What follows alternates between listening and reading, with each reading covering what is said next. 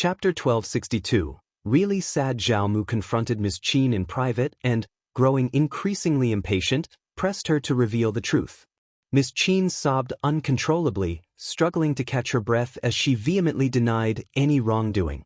However, her tendency to cry and complain at the slightest provocation, a behavior witnessed countless times before, led Zhao Mu to dismiss her protestations as mere habit. He remained skeptical of her honesty. Frustrated by her continued resistance, Zhao Mu's anger flared, culminating in 2 sharp slaps and an ultimatum: she must confess. Ms. Qin, hands shielding her face, wept bitterly, genuinely distressed this time. She was acutely aware of the trust old master had in her. She wasn't lying. Why did no one believe her when she swore by her honesty? Ms. Qin couldn't fathom the disbelief surrounding her. Nevertheless, she possessed a certain resilience. Whether she admitted to any wrongdoing or not didn't matter much in the grand scheme. What truly weighed on her mind was the fact that Zhao Shu held Ms. Zheng's dowry in his grasp, and compensation was scheduled for tomorrow. Even half of the dowry amounted to a considerable sum. The Zheng family owned an impressive 100,000 mu of mulberry fields. While they'd only had them for a mere 3 or 4 years since Ms. Zheng's marriage, they'd managed to amass a significant fortune. Growing increasingly irate at Ms. Qin's persistent tears, old Master Zhao berated her and ordered her to stay within the premises, forbidding any unwarranted excursions from the yard. He also prohibited Zhao Zhai, Zhao Yi, and their spouses from visiting her. Instead, he summoned Zhao Zhai and Zhao Yi to discuss how to address the situation with Zhao Shu. Zhao Zhai's injured ankle had yet to heal, forcing him to be transported here in a wicker litter. Before old Master Zhao uttered a word, Zhao Zhai couldn't contain his frustration and let out a string of curses. They derided Zhao Shu as shameless, ruthless, and unscrupulous. Why should they even entertain his money demands? After all, Ms. Zheng's dowries were the property of the Zhao family as well. Though his scolding did nothing to resolve the issue, it did provide a certain satisfaction. Zhao Yu and Zhao Yi, being Ms. Qin's sons, had inherited some of her cunning. One had learned her tricks, and the other had inherited her guile. The 3 of them were left with no option but to tally up the liquid assets from the intermediate and have someone open the storeroom to retrieve the valuables. The following day, Zhao Mu attempted to appeal to familial bonds and urged Zhao Shu to join their cause. If the clan leader and the elderly men were to depart, Zhao Shu might receive his compensation.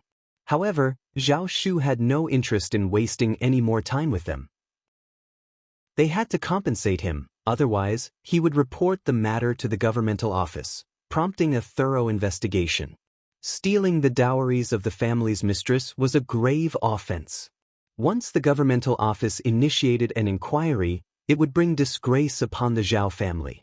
Annoyed and exasperated, Zhao Mu had no choice but to comply. In the end, they compensated Zhao Shu with 80,000 liang in currency, along with an assortment of antiques, jade, jewelry, and 3 sizable chests, with a total estimated value of roughly 130,000 to 140,000 liang. This underscored the immense worth of Ms. Zheng's dowries. The clan leader and the clan elders were nearly incredulous. Without hesitation, Zhao Shu accepted the money and promptly left the Zhao family. He was straightforward, offering the clan leader and the others 10,000 liang and permitting them to select 2 items from the 3 large chests. The clan leader and the elders were overjoyed, treating Zhao Shu as one of their own. They warmly consoled and thanked him. If you find any errors, ads pop up, ads redirect, broken links, non-standard content, etc., please let us know reports so we can fix it as soon as possible. Chapter 1263. Request. Zhao Mu was wealthy, but his wealth was his alone. He possessed a selfish disposition, offering little benefit to the clan. In contrast, Zhao Shu was far less generous than Zhao Shu. Their haul exceeded 10,000 liang, with each of them potentially receiving 1,000 to 2,000 liang, alongside 2 valuable antiques for emergencies. With prudent management, this windfall could secure the family's well-being for decades. Returning home, Zhao Shu wore a contented smile. That evening, they selected 1/3 of the treasures and brought 30,000 liang to visit Xiao Yunduan and Qiao Xian at the hostel. Please accept these humble offerings, Officer Xiao and Madame Xiao. Zhao Shu said, eager yet worried about their response. Officer Xiao, Madame Xiao, I insist, consider these gifts a token of our gratitude. Qiao Xian couldn't help but chuckle. Young Master Zhao, since you acquired these freely, we won't stand in your way. Madame Xiao, please, do not feel obligated, insisted Zhao Shu, known for his kind-heartedness, refusing to take back the gifts. Had it not been for Madame Xiao's ingenious plan, we might have left empty-handed. We couldn't have extracted a piece of their wealth before departing. Furthermore, there is another matter I would appreciate your assistance with. Qiao Xian gracefully accepted Zhao Shu's offer, exchanging glances with Xiao Yunduan, who nodded approvingly while accepting the money. Young Master Zhao, we are partners in business, so there's no need to mention it. Zhao Shu sighed deeply. I want my mother to divorce Xiao Mu, but I fear he won't agree easily. Still, I wish to attempt it. My mother and I would rather be interred with my grandparents than have any ties to Xiao Mu. He added with a touch of bitterness, in truth, if I had a choice, I'd prefer to leave the Zhao family and join the Zheng family, but that's not feasible. Understanding the situation, Xiao Yunduan and Qiao Xian exchanged knowing glances. Changing his surname for no reason was out of the question. The Zhao family would never allow it. Furthermore, even if he were to depart from the Zhao family, the Zheng family might not readily accept him. If they did, they would likely demand substantial benefits, potentially even hounding him for more than he could bear.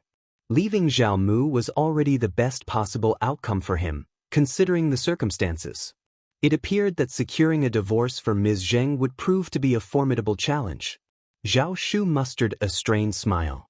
I recognize that my request is quite audacious, and the path ahead is far from easy.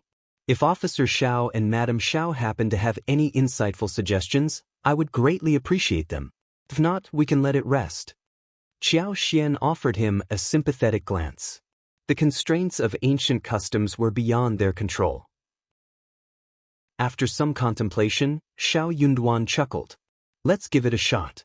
Those IOUs you possess might prove to be valuable. Zhao Shu was taken aback. Qiao Xian had already caught on to Xiao Yunduan's plan, smiling as she elaborated, my husband is onto something. Those IOUs can be leverage. It all hinges on whether old Master Zhao is more inclined to part with his money or divorce. I believe young Master Zhao, you can anticipate his choice, right? Zhao Shu's face lit up with hope. He nodded and grinned. Indeed, why didn't I think of that? His attachment to his wealth is undeniable. If you find any errors, ads pop up, ads redirect, broken links, non-standard content, etc., please let us know reports so we can fix it as soon as possible. Chapter 1264. Visit. He prioritized his wealth, often neglecting other aspects of his life. Qiao Xian flashed a knowing smile and reassured, you may be adopted, but you share his bloodline, and there's nothing you can do about it. They'll stand by your side. Xiao Yunduan, constrained by his status, couldn't directly involve himself in certain matters. He couldn't even visit the vast 100,000 mu mulberry fields, leaving Qiao Xian to handle it alone. Zhao Shu expressed his deep gratitude and guilt as he felt the gifts he had brought were inadequate. He vowed to make it up to her next time. After Zhao Shu departed, Qiao Xian and Xiao Yunduan pondered the situation. Qiao Xian relished the idea of getting involved in Zhao Mu's troubles. The more miserable Zhao Mu became, the happier she felt. She was determined to make the most of the generous gift from Zhao Shu, not wanting to disappoint him. Xiao Yunduan wasn't worried about their actions. He knew that Zhao Mu cherished his wealth and properties, making him cautious not to act recklessly. However, he suggested, let's have Sun Qian and Sun Bai join us. Both Xiao Yunduan and Qiao Xian had complete confidence in Sun Qian and Sun Bai due to their reliable skills. The next day, Qiao Xian, accompanied by Sun Bai and Li Xia, paid a visit to the Zhao family. Upon hearing that Madame Xiao, the owner of the 100,000 mulberry fields, had come, Zhao Mu was pleasantly surprised. He assumed Qiao Xian was interested in the silk production from the mulberry fields and went out to personally welcome her. Qiao Xian, considering that Madame Xiao might feel uncomfortable being alone, paused and requested someone to fetch Miss Qin to keep her company. But when he remembered that Miss Qin was just a concubine, Zhao Mu hesitated. Madame Xiao might be infuriated if a mere concubine served her. He couldn't help but berate himself for forgetting such a crucial detail. In the grand hall, Zhao Mu treated Qiao Xian with utmost politeness. Zhao Mu couldn't conceal his surprise at how young Qiao Xian appeared. He covertly observed her and noted her exceptional demeanor. She spoke with confidence and showed no signs of fear, compelling him to treat her with due respect. "Please do not take offense, old Master Zhao," Qiao Xian responded. "I am truly honored, Madame Xiao. It is a privilege for the Zhao family to host you." "You are most welcome, Madame Xiao," Zhao Mu replied, exchanging pleasantries. Qiao Xian's courteous manner further convinced Zhao Mu that she had come for the silk. The silk produced from 100,000 mu of mulberry fields was substantial, and he was the primary customer, making it a logical assumption. With her presence, Zhao Mu believed he held the upper hand in the situation, allowing him to remain patient and discern her intentions. Zhao Mu felt a sense of assurance, internally smirking at what he perceived as a woman's inability to maintain control. He couldn't fathom why old Master Xiao had entrusted a decision of this magnitude to someone like her. Unaware of Zhao Mu's thoughts, Qiao Xian sensed his prideful demeanor. She wondered about the source of his self-assuredness. After a brief moment, Qiao Xian smiled and said, "Old Master Zhao, I am here upon someone's request, and I have a matter of great significance to discuss with you. It pertains to that person's private life, so I implore you, old Master Zhao, to remove any irrelevant individuals from our conversation.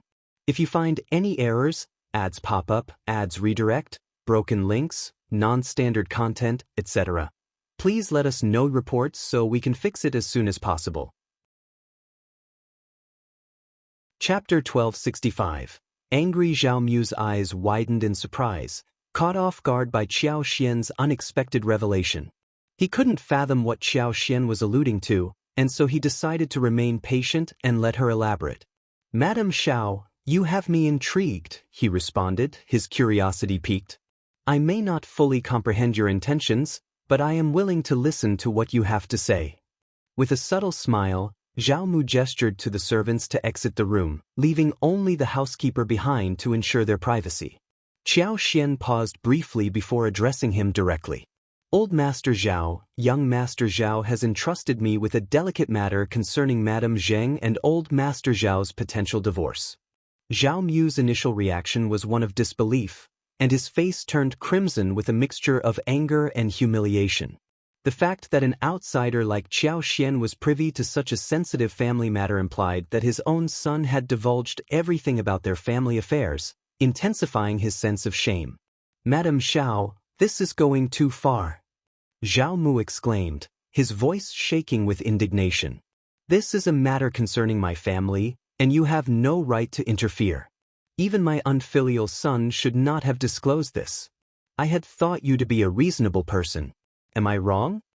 Qiao Xian responded with a light chuckle, trying to maintain her composure. "Old Master Zhao, please don't be upset and allow me to clarify my position. I pride myself on being a reasonable individual." Zhao Mu sneered inwardly, thinking, "I won't back down. I'm not afraid of you." He then looked at Qiao Xian with a challenging expression. Qiao Xian continued with a calm demeanor, "Old Master Zhao, let's discuss reason." As she spoke, Qiao Xian placed 2 IOU notes in front of Zhao Mu. He stared at them in shock, his eyes widening. "What is the meaning of this? How did you come into possession of these IOUs?" Qiao Xian maintained her composed smile but didn't offer an explanation. Gritting his teeth, Zhao Mu concluded, "It must have been Zhao Shu. That ungrateful son must have given them to you." Qiao Xian replied gently, "Old Master Zhao, let us refrain from such labels. Young Master Zhao is no longer part of the family, and you no longer have any paternal rights over him. Calling him ungrateful seems inappropriate when he is no longer your son." Zhao Mu was left speechless, grappling with the weight of Qiao Xian's words. Zhao Mu shot an intense glare at Qiao Xian, now fully aware that dealing with Madame Xiao was not going to be a straightforward task. Madame Xiao, he began, attempting to salvage the situation, perhaps it would be wise for us to maintain some semblance of mutual respect, considering our potential future interactions. Your silk business aligns with our workshop's interests, as we are the largest in Hangzhou. Cooperation could be mutually beneficial. What are your thoughts on this, Madame Xiao? Qiao Xian responded with a serene smile. Indeed, I have no immediate concerns about selling silk. Hangzhou can serve as a hub for distribution to other regions. If I don't sell all my goods this year, there's no harm in carrying them over to the next. My financial gains remain secure. Isn't that right, old Master Zhao? However, Zhao Mu couldn't ignore the stark reality that shutting down their workshop for an entire year was simply unfeasible. Doing so would jeopardize the Zhao family's standing as the wealthiest entity in Hangzhou. Although he seethed with anger, Zhao Mu was cognizant of the fact that he had limited options when dealing with Qiao Xian. She was, frustratingly, making a valid point.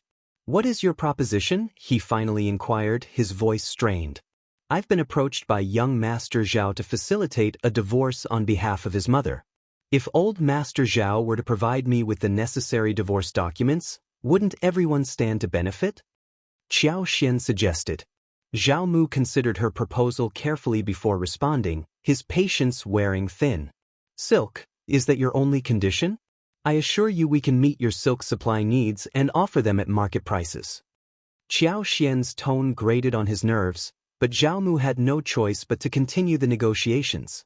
If you find any errors, ads pop up, ads redirect, broken links, non-standard content, etc., please let us know reports so we can fix it as soon as possible. Chapter 1266, IOUs, yeah.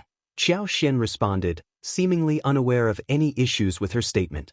She maintained a pleasant smile as she continued, your workshop is exceptionally spacious, and a minor price adjustment could potentially result in significant losses for you, correct? Are you dissatisfied with the prevailing market rates? Naturally, you can explore other suppliers, but finding an alternative source for such quantities might prove challenging. Moreover, resorting to coercive means to obtain silk would only drive up prices, costing you even more in the long run, which hardly seems worthwhile. Zhao Mu remained silent, unable to formulate a retort.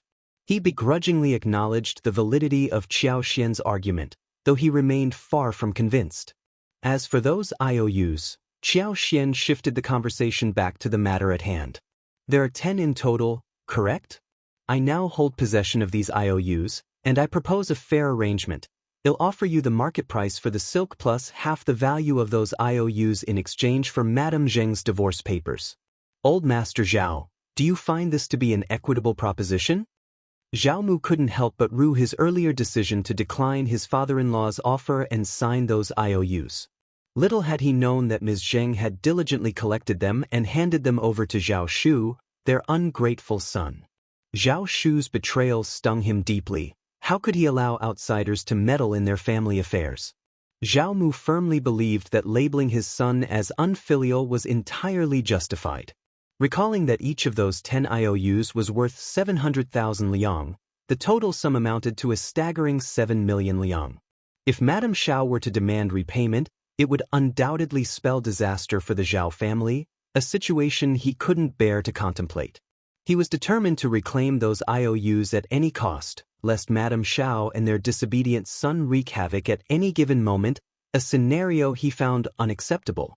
Just as Zhao Mu was about to voice his concerns, Qiao Xian swiftly interjected, Old Master Zhao, I prefer straightforward dealings and dislike haggling. I've made what I consider to be a very sincere offer. If it doesn't meet your expectations, I won't press the matter further. Reluctantly, Zhao Mu held back the words he had been poised to speak. Although they had only just met, Zhao Mu could already discern the young madame's resolute temperament. If she made such a statement, she seemed entirely capable of following through with her intentions. What worried him most was that he couldn't afford to take such a gamble. With 7 million liang in IOUs and the prospect of obtaining a divorce paper in exchange for half that amount, 3,500,000 liang, It was undoubtedly an attractive deal. Madame Xiao had displayed a remarkable level of sincerity. However, Zhao Mu had never accepted the burden of this 7 million liang debt. To him, it was a trifling sum, and even being required to pay 10,000 liang would have been a humiliating ordeal. They should never have offered the money in the first place, but it was too late for regrets now. Yet what alternative did he have? Zhao Mu wrestled with his inner turmoil. While Qiao Xian calmly sipped her tea, Butler Zhao stood there in a state of bewilderment. Eventually, Zhao Mu gave in, his voice resigned. "All right, I will provide you with the 5 million liang, the divorce paper, and the IOUs. Old Master Zhao, you are indeed a straightforward individual. It's no wonder you've been able to amass such wealth. In that case, I'll give you 2 days to prepare, and after that, we'll settle the transaction." Qiao Xian agreed, her demeanor still composed. Inwardly cursing his predicament, Zhao Mu forced a smile and replied, "Very well, but I may not have that much money readily available. Could I offer something else as collateral?" Qiao Xian nodded graciously, "Of course, as long as the collateral holds an equivalent value."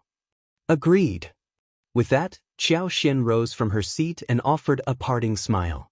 "All right, old Master Zhao, you can make your preparations. I won't take up any more of your time. Goodbye." Through gritted teeth, Zhao Mu replied, "Thank you, Madame Xiao. If you find any errors, ads pop up, ads redirect, broken links, non-standard content, etc., please let us know reports so we can fix it as soon as possible." Chapter 1267, "Money please, Master Zhao," Qiao Xian said. With a nod and a gentle smile, Qiao Xian departed with her entourage. In a fit of rage, Zhao Mu snatched the teacup beside him and hurled it to the ground. "How dare you! How dare you! How dare you!" Butler Zhao hung his head, wishing he could vanish into thin air. Old Master had incurred a substantial loss this time, and his fury was unsurprising. Yet, deep down, he knew that had he not disappointed Madame, matters might not have taken such a turn. It was a matter of cause and effect. Breathing heavily, Zhao Mu turned his displeased gaze toward Butler Zhao. Butler Zhao quivered, managing a strained smile. "Master, examine the accounts and determine how much can be salvaged. Inspect the estate and assess the stockpile for valuable items."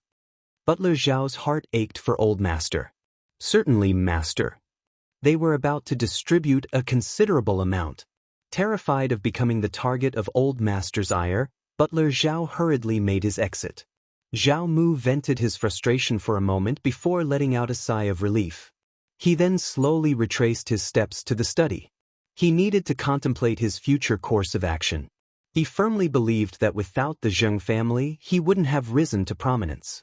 The Zhao family's success had been solely due to his capabilities, nothing else. As for Zhao Shu and Madame Xiao, they would soon face his wrath. No one could subject Zhao Mu to such suffering. The Zhao family could afford 5 million liang. The Zhao family was undeniably prosperous. In a mere half-day, Butler Zhao delivered the news that their account held a substantial 800,000 liang. Additionally, they possessed 2 well-endowed fields in the southern part of the city, spanning 20,000 mu and 6,000 mu respectively. In Hangzhou, prime fields commanded a rate of 13 taels of silver per mu. When combined with the abbeys and laborers, the 26,000 mu holdings amounted to a staggering 400,000 liang. Though the Zhao family owned a few more fields, they were undoubtedly being retained. The storage room harbored an abundance of valuable assets. Given that they had already invested 400,000 liang in acquiring an exquisite jade cabbage, they could potentially procure an additional 500,000 liang. Not to mention a towering pair of red coral pieces valued at approximately 400,000 liang. Furthermore, there was a complete set of Yuezhing tea sets, a pair of suet white jade bottles, a crystal screen, a box of southern pearls each the size of a longan, and much more. In addition to this, Old Master Zhao had 100,000 liang worth of gold tucked away in the cellar. Collectively, these resources made it far from challenging for the Zhao family to amass the required 5 million. However, as he contemplated this extensive list, old Master Zhao couldn't help but feel a pang of sorrow. These treasures had been accumulated over 2 or 3 generations of the family, with particular attention given to items purchased in the past decade. Each piece had been meticulously chosen for its quality. The idea of parting with them all at once was undeniably heartbreaking. Yet, old Master Zhao momentarily lost sight of the fact that these valuable possessions shouldn't have been his to begin with. The Zheng family's funds rightfully belonged to the Zheng family, and he had benefited from them without restraint. Now, it was merely a matter of returning a portion. Zhao Shu had not taken undue advantage of him. Both Zhao Yu and Zhao Yi were well aware of Zhao Mu's actions within the household. Even Zhao Yi, known for his pretense, couldn't conceal his discomfort upon learning that his father was expected to provide such a staggering sum. The same sentiment was amplified in Zhao Zhai. That's exorbitant. That scoundrel has crossed the line, Dad. 5 million liang is no small sum. Many families in Yangzhou have less than that. Is he not afraid of overreaching? Doesn't he realize he might choke on his greed? If you find any errors, ads pop up, ads redirect, broken links, non-standard content, etc., please let us know reports so we can fix it as soon as possible. Chapter 1268. Forget it, we can't let him off so easily. Zhao Yi exclaimed. Dad, that's too much. 3,500,000 liang is not a small amount, and we need time to deal with it, right? How can we ask for so much all at once? Zhao Mu's heart skipped a beat. His second son was right.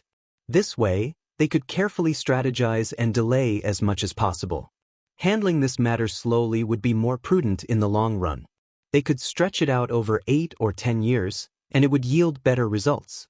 However, when he thought of Madame Xiao, who was always soft-spoken and wore a perpetual smile, Zhao Mu couldn't help but feel uncertain. This woman was an enigma. Zhao Yi suggested, Dad, what if I consult with our strategist about this? Zhao Mu agreed, that's a good idea. Go ahead. Okay, wait for my good news. Zhao Zhai, who was seeking help from others, sneered, we've suffered a significant loss in this lawsuit, and the official can't afford to offend them. Let's not waste our efforts. He resented Zhao Shu for prioritizing his own family, but seeing how determined Zhao Yi was made him sneer. However, his constant opposition to his father, Zhao Mu, always infuriated him. It was no different this time. Zhao Mu was already quite frustrated. His second son was actively contributing to the family's cause, while their eldest son not only remained unhelpful but also made sarcastic remarks. Zhao Mu shot him an angry glare and snapped, just be quiet. Your brother is working for the family's benefit, and what about you? You're not contributing anything but rudeness. Leave right now. Frustrated and furious, Zhao Zhai was expelled from his father's study. He lingered outside the closed door for a while before departing in anger. Why hadn't he been able to offer any assistance? He had been keeping an eye on family matters, but his injured leg made it inconvenient for him to contribute. Zhao Yi returned shortly after, wearing a dejected expression. It was evident that their initial efforts had not gone well. The strategist didn't provide a direct answer but rather remarked, there are established rules for everything. We can simply adhere to these rules and spare ourselves unnecessary trouble, don't you think? What he didn't disclose to his father was that he had paid the strategist 100 liang just to extract these words. The strategist's intentions seemed increasingly dubious. Zhao Mu remained silent for an extended period. The following day, Qiao Xian was given properties valued at 3.5 million yuan, along with divorce papers for Ms. Zheng. Qiao Xian had someone assess the value and handed over 10 IOU notes. The 3.5 million yuan included 26,000 mu of farmland and 53,000 mu of mountainous terrain, amounting to 550,000 liang in total. There was also 550,000 liang in cash.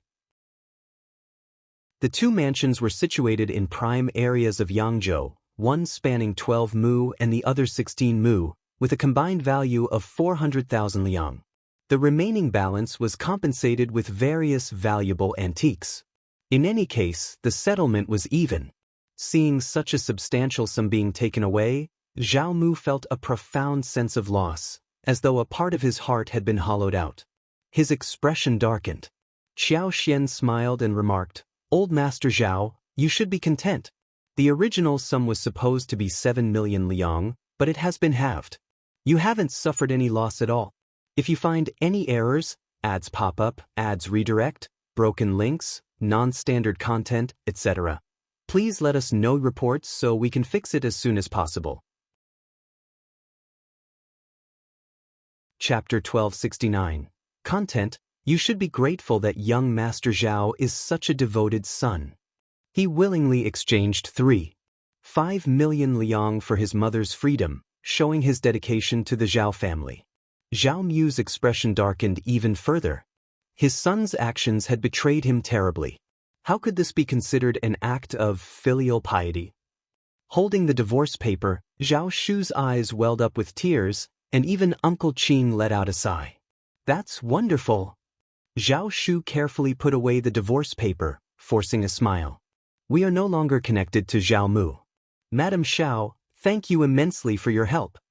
With a bow, Zhao Shu expressed his gratitude. Qiao Xian, aware of his discomfort, smiled warmly. "Young Master Zhao, there's no need for such formality. We are business partners, and it's only right to support each other." "Madam Xiao, you're truly forthright." Zhao Shu smiled as he presented her with gifts. "Please don't mention it, Madam Xiao. I'm not taking your assistance lightly. Without Officer Xiao's guidance and Madam Xiao's support, I wouldn't have achieved anything." The gifts were substantial, and after discussing it with Xiao Yunduan, Qiao Xian decided not to return them. Although they were generous, they were not too burdensome for Zhao Shu. 300,000 liang, 26,000 mu in 2 days, and 12 mu of land. Qiao Xian planned to head south every year when Zhao Shu began developing the floral fields in Hangzhou.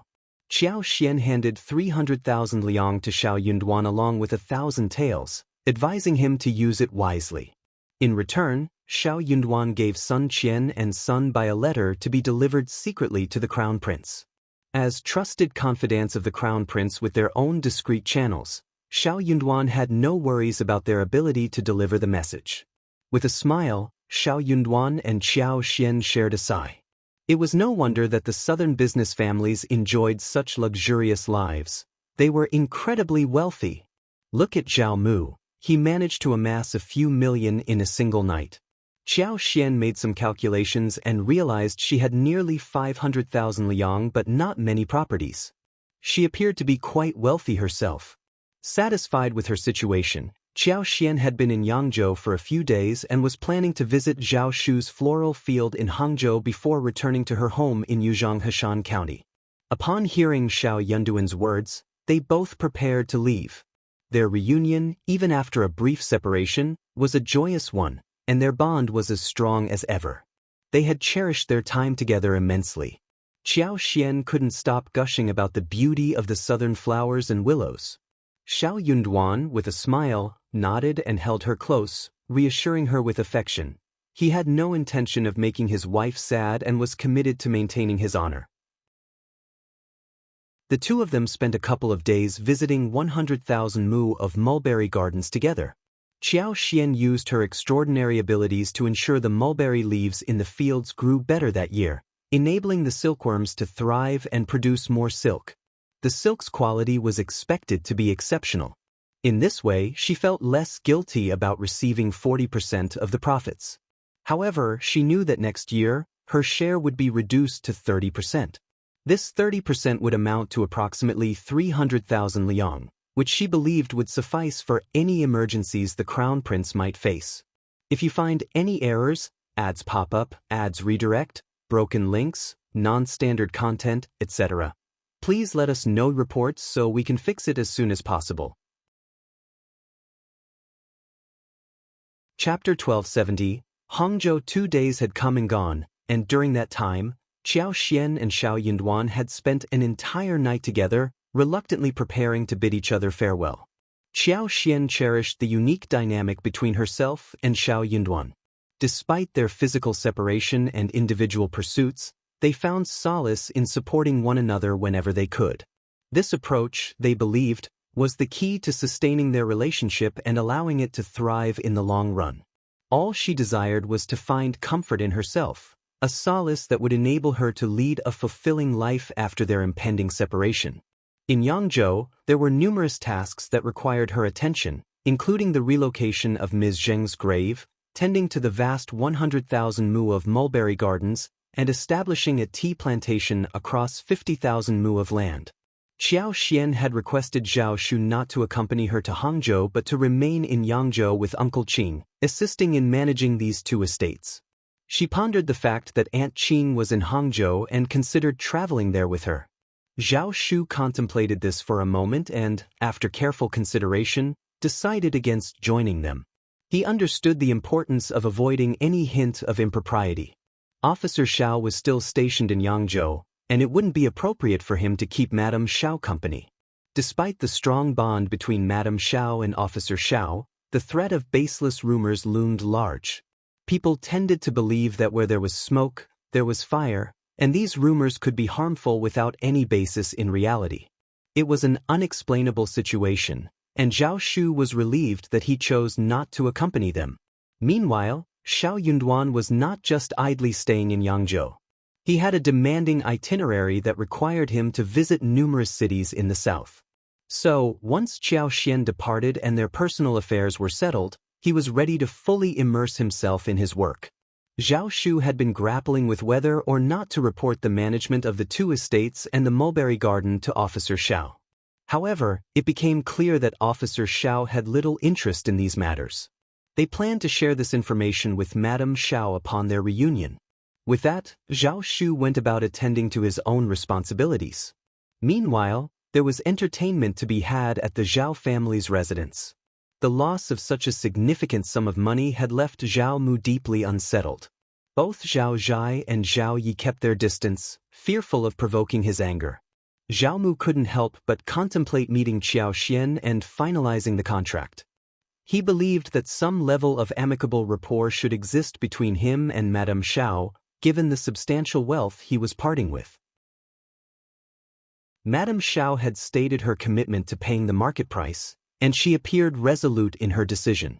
Yet, the urgency of signing the contract weighed on his mind. Once the workshop commenced operations, there would be no turning back. The ramifications of any delays were too significant to contemplate. This year he might not succeed, but he planned to purchase fields for mulberry tree cultivation. In the following years, he would acquire silk, ensuring he was not as vulnerable as he currently felt. Zhao Mu set out to locate Madame Xiao, only to discover that she had departed Yangzhou. He wondered if and when she would return, though doubts lingered. The managerial responsibilities rested firmly in someone else's hands. Zhao Mu couldn't help but feel ignored by Madame Xiao, who hadn't spared him a moment's thought. She had entrusted the management of the vast 100,000 mu of mulberry fields to the manager. Chapter 1271. Manager Zhao Mu found himself heading towards the manager's office, not expecting what awaited him there. To his astonishment, the manager turned out to be none other than Uncle Qing. Shocked, Zhao Mu suddenly pieced together the puzzle and his emotions swirled into a turbulent mix of shock and anger. Zheng Qing, tell me the truth, was this Zhao Shu's scheme from the very beginning? Madame Xiao purchased mulberry fields, didn't she? He used her to deceive me, didn't he? It was inconceivable that someone could acquire such vast mulberry fields with a mere 2 million liang. It was a clever ruse, flipping the left hand with the right. I can't believe it. That scoundrel. How dare he play such a trick on me? He even had the audacity to pass the contract to someone else to trap me. As Zhao Mu seethed with anger, a wicked satisfaction washed over Uncle Qing. Zhao Mu, the wealthiest man in Yangzhou, and his young master had no allies, being both father and son. They stood no chance against Zhao Mu. Unexpectedly, together with Madame Xiao, they had managed to outmaneuver Zhao Mu and take a substantial bite out of his fortune. Master Zhao, you've got it all wrong. Madame Xiao did indeed purchase a portion of the mulberry garden. She hired me to handle the transaction. What's wrong with that? Master Zhao, you've never suffered a loss before. You're merely venting your frustration. Why let this anger consume you? Moreover, if word gets out, it won't reflect well on you.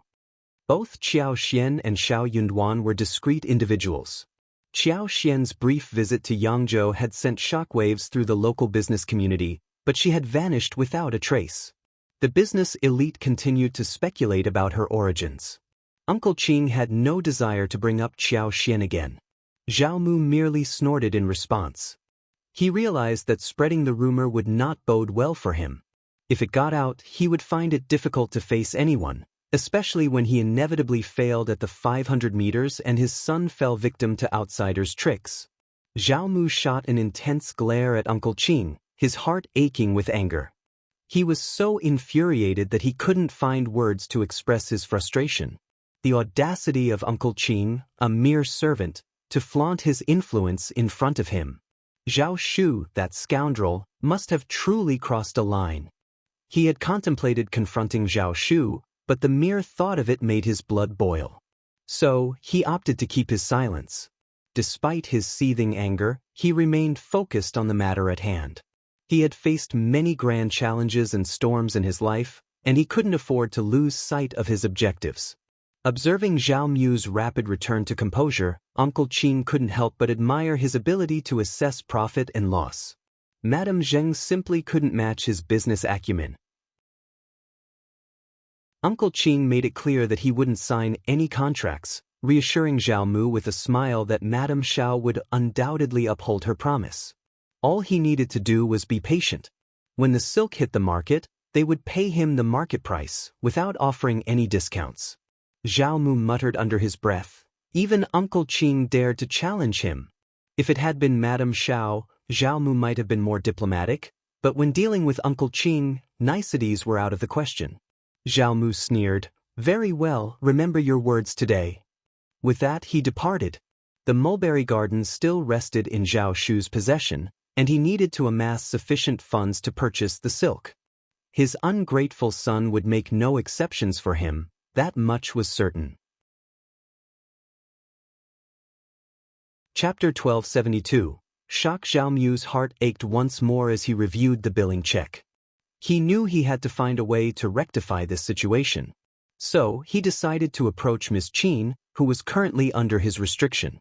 However, Miss Qin was not at all inclined to cooperate. She had been grounded this time, and she wanted nothing to do with the matter. Initially, she hadn't given it much thought. After all, she had been managing the mansion for many years and had her trusted confidants. She didn't dare to venture out herself, but she had assumed that her maids and aunties could go out and handle her son's affairs. Unfortunately, none of her plans had panned out. None of her servants could leave the premises, and they couldn't come up with any convincing excuses to do so. Furthermore, her son and daughter-in-law were nowhere to be found. Miss Qin was growing increasingly anxious. However, her anxiety turned to joy when Old Master made an appearance. She felt a sense of pride, knowing that Old Master cared for her deeply. She couldn't help but wonder what the future held. She decided to make Old Master happy so she could broach the topic with him. Miss Qin had always taken great care of herself, and her frail appearance seemed to attract the affection of men. She had a history of being mischievous, something Zhao Mu had once appreciated. But today he was not in the mood for it. He gently pushed away Miss Qin, who was trying to entice him with her charms. Instead, he pressed her about Ms. Zheng's dowry. "Where did you acquire everything?" he asked with a cold and suspicious gaze. Miss Qin's heart sank at the sight of his demeanor. She stammered, "Old Master, all right, there are no outsiders here, so there's no need to say this. Whatever transpired in the past, Old Master, I hold no grudges against you. It's all history now, just tell the truth." Ms. Qin felt a bitter resentment building within her. The truth? She had already spoken the truth at least 8 or 10 times, but no one had believed her. Unable to hold back her emotions, Ms. Qin burst into tears, covering her face as her sobs racked her body. However, Zhao Mu found no amusement in her tears. Instead, he grew increasingly irritated. "Ms. Qin, what's this pretense for? If you want to speak the truth, don't force me to take action." Ms. Qin's crying only intensified. Old master had always treated her well, so why did he suddenly doubt her this time? Desperation overcame Ms. Qin, and she knelt before Zhao Mu, performing kowtows while swearing that she was not involved in any wrongdoing. How could she admit to taking something she had never touched? Zhao Mu initially suspected she was putting on an act, but something didn't quite add up. When Ms. Qin made the promise, she seemed sincere and honest. She had no reason to conceal the truth at that moment. As Zhao Mu probed for more details, his expression changed as he recalled Madame Xiao's schemes, and he nearly lost his temper. He had failed again. Ms. Zheng must have had a change of heart and taken her own dowries back. She had likely been slowly moving her belongings out of the mansion, hoping no one would notice. That bitch. Neither the mother nor the son could be trusted. Old master, you finally believe me. Old master, Zhao Shu is going too far. He's swindled so much money from you, we must reclaim it from him. Ms. Qin exclaimed. Zhao Mu let out a disdainful snort. Reclaim it? How could she recover what she had already given away? Chapter 1273, Petty Revenge Compared to the Sum of 5 million liang. A few 100,000 seemed inconsequential. It was beyond infuriating. Zhao Mu seethed with anger, almost unable to contain himself. He was a seasoned veteran in the business world with decades of experience, confident in his ability to navigate any situation and outwit any adversary. Yet, against all odds, he had fallen into the clutches of this mother-son duo. Fuming, Zhao Mu stormed out with an icy demeanor, his frustration simmering within him, nowhere to be released. Ms. Qin had lost her composure too. Once she gained her freedom, she stumbled upon the staggering compensation of 3,500,000 liang. Clutching her chest, she let out a heart-rending scream, the pain piercing her very soul. That money belonged to the Zhao family, to her son, and to herself. How could Zhao Shu arbitrarily appropriate such a significant sum? That wretched scoundrel has gone too far. He's absolutely insufferable. We can't let him off the hook so easily. Ms. Qin gritted her teeth and summoned her two sons for a conference. I've heard he's still in Hangzhou. No matter what it takes, we must teach him a lesson and force him to return every last cent. Ms. Qin's rage intensified, particularly upon discovering that Uncle Qing was overseeing the vast mulberry fields. It only fueled her fury further as she suspected Zhao Shu's involvement. Their losses had been monumental. Zhao Zhai shared in the anger.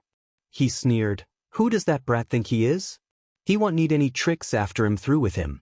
In fact, he'll give him a few extra lessons so he understands that not just anyone can trample over us." Zhao Zhai harbored no qualms about a confrontation in Yangzhou. Zhao Yi, on the other hand, remained silent, his thoughts laced with inner curses directed at Zhao Zhai for his impulsive nature. What would be the purpose of physically assaulting Zhao Shu? Could it guarantee the return of the money? However, it couldn't be denied that Zhao Shu deserved some sort of retribution. If elder brother intended to confront him physically, there would be no objections. Ms. Qin had always excelled at subtle manipulation, and she found a sense of satisfaction in these sentiments. Indeed, he needs a stern lesson. Seek out individuals who can keep their mouths shut. Don't worry about the expense, give them a thrashing and leave them incapacitated. But ensure they don't lose their lives. Humph, in Yangzhou, nobody will care about his well-being. Encouraged by his mother's support, Zhao Zhai wore a satisfied expression and nodded in agreement. Initially, Zhao Zhai had intended to carry out this plan with his trusted servants, but he bumped into his close friend, Brother Lin, who inquired about his intentions. Although Zhao Zhai had wanted to keep things hushed, Brother Lin's curiosity proved relentless, compelling him to spill the beans. He made it clear that the matter should remain confidential. Young Master Lin pondered for a moment, then grinned. Brother Zhao, merely beating him up is child's play, too simple. Didn't you mention that his loyal servants control the 100,000 mulberry fields? What if we were to set fire to them? Zhao Zhai's eyes gleamed with intrigue, and he responded with a smile. You're absolutely right. Why didn't I think of that, Brother Lin? You're a genius. Young Master Lin joined in the laughter. Plan it meticulously and watch them suffer. Absolutely. Zhao Zhai treated young Master Lin to a drink and set his plan in motion the following day. Since they no longer possessed the mulberry garden, if they couldn't have it, they were determined to ensure no one else could either. It seemed like a perfectly reasonable course of action. Chapter 1274. Fire. He could finally release the pent-up anger that had been festering in his heart, and the sensation was utterly satisfying. Zhao Zhai had always been known for his impulsivity and fiery temper. Thus, when the idea struck him, he couldn't contain his eagerness to put it into action. 2 days later, he arrived at Ms. Zheng's extensive mulberry garden, accompanied by more than 20 individuals. The sprawling 100,000 mu mulberry garden stretched as far as the eye could see, with the mulberry leaves just beginning to bud and flourish in the current season. Beneath the moonlight, the garden appeared as an endless expanse of green. Zhao Zhai swiftly organized his group into 6 teams, each tasked with bringing in various incendiary materials like oil, dried straw, flammable pine branches, and firesides from different directions. Once inside the garden, they lit the fires and discreetly made their escape. Their plan was to disperse and reconvene in different towns at dawn, avoiding any contact or communication in the meantime. In his quest to vent his anger, Zhao Zhai generously paid each participant 50 liang and added an extra 10 for the leader, totaling a substantial sum. This would be enough for these individuals to survive for at least half a month. Zhao Zhai had meticulously planned every detail, driven by a desire to witness the devastation of the mulberry garden that had once belonged to the Zheng family, a property that Zhao Shu had a share in. Accompanied by 2 personal page boys, he had formed a small team for this mission. Upon entering the mulberry garden and inhaling the fragrant aroma of the tender mulberry leaves, Zhao Zhai couldn't help but feel a pang of jealousy. This place had never been his, and he believed it should rightfully belong to him. However, the thought of obliterating everything and the subsequent anguish that Zhao Shu would experience upon seeing the ruins the following day filled Zhao Zhai with a sense of perverse satisfaction. What Zhao Zhai hadn't anticipated, though, was that his loyal friend was no longer loyal. He had been swayed by external influences and had been surveilling Zhao Zhai for some time. Otherwise, he wouldn't have been caught in such a fortuitous manner. Zhao Zhai was apprehended red-handed with the individuals he had bribed. Of course, to make the ruse appear convincing, some of them had already initiated the fire, though it had been swiftly extinguished.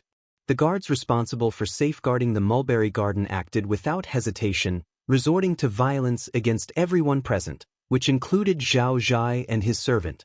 Subsequently, they bound them and dispatched the culprits to the governmental office. Fortunately, our boss is exceptionally cautious. She acquired the entire 100,000 mu of mulberry garden in a single purchase, and being an outsider, she anticipated potential jealousy from others. She worried that someone might engage in underhanded activities behind her back, so she issued orders for daily patrols, especially during the night. She has a preference for exploiting the cover of darkness and the late hours, one of the guards explained. For a while, nothing unusual occurred, and we started to think that perhaps our owner's caution was excessive. We even considered recommending to the manager that the night patrols should be discontinued if no incidents arose within a few days.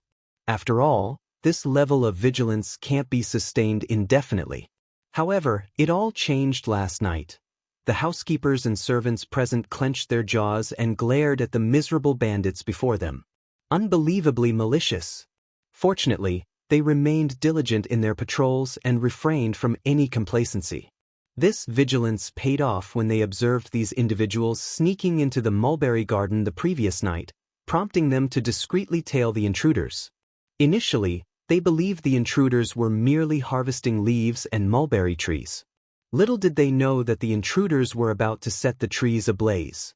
If the fire had taken hold, the entire mulberry garden would have been reduced to ashes, and the consequences would have been. Chapter 1275. Just the mere contemplation of such actions sent shivers down their spines. How utterly immoral. The devastation of the 100,000 Mu mulberry garden would not only inflict colossal losses upon its owner but would also deprive countless families of their income and sustenance, plunging them into hardship. Moreover, the silk produced within this vast expanse of mulberry fields held significant economic importance. Its destruction would undoubtedly send shockwaves through the markets of Hangzhou and the entire Jiangnan region. The repercussions would be profound, leading to the closure of many small mills and the ruin of numerous livelihoods. Such actions were an egregious display of immorality. The official resolved to punish the culprits severely, making an example of them to deter any potential wrongdoers. The official himself was infuriated by these events. He also recognized that the destruction of the 100,000 Mu mulberry fields would inevitably disrupt the silk market, causing prices to soar. In such a scenario, as the magistrate, he would bear the blame, potentially damaging his political career. It was evident to anyone with common sense that burning mulberry fields was an act that should never be contemplated, no matter how intense the conflict. This incident stirred the official's anger further. Even if the mulberry garden manager chose not to file a complaint, he intended to take stern action against the perpetrators. These 20 or 30 wrongdoers would each receive 30 lashes and serve a 6-month imprisonment, while the leaders would be incarcerated for 3 years. The official was determined to uncover the mastermind behind this malicious act and ensure they faced severe consequences. Failure to do so would send the message that he was a mere figurehead in his jurisdiction, and such audacious actions would not be tolerated on his watch. He remained indifferent to the rivalries and personal disputes that often plagued the business world. As long as these conflicts didn't escalate into large-scale violence, cause harm, or result in loss of life, they simply didn't register on his radar. However, his own safety and the preservation of his career were non-negotiable. The prospect of being the subject of mockery among his peers in the governmental office if he failed to identify the wrongdoer weighed heavily on his mind. Surprisingly, the investigation proved straightforward, thanks to the fact that the culprit was conspicuously associated with a group of troublemakers. Old Master Zhao, when summoned to the governmental office, remained bewildered, unsure of the circumstances. He began to extend a polite greeting to the officer, but before he could complete it, the officer's tone took a sharp turn, filled with disdain. "Old Master Zhao, your cunning knows no bounds. Are you trying to extort from me? How have I offended you?" "Old Master Zhao, let's have some transparency here. No more underhanded tactics, all right?" Startled, Zhao Mu knelt down, a mixture of shock and confusion on his face. "Officer, what on earth are you talking about?" "I'm utterly perplexed. Is there some grave misunderstanding? Could someone be scheming against me, framing me in your eyes?" The thought of Zhao Shu crossed his mind. He couldn't imagine anyone else orchestrating such a setup against him. The officer scoffed and instructed his aide to narrate the situation to Old Master Zhao.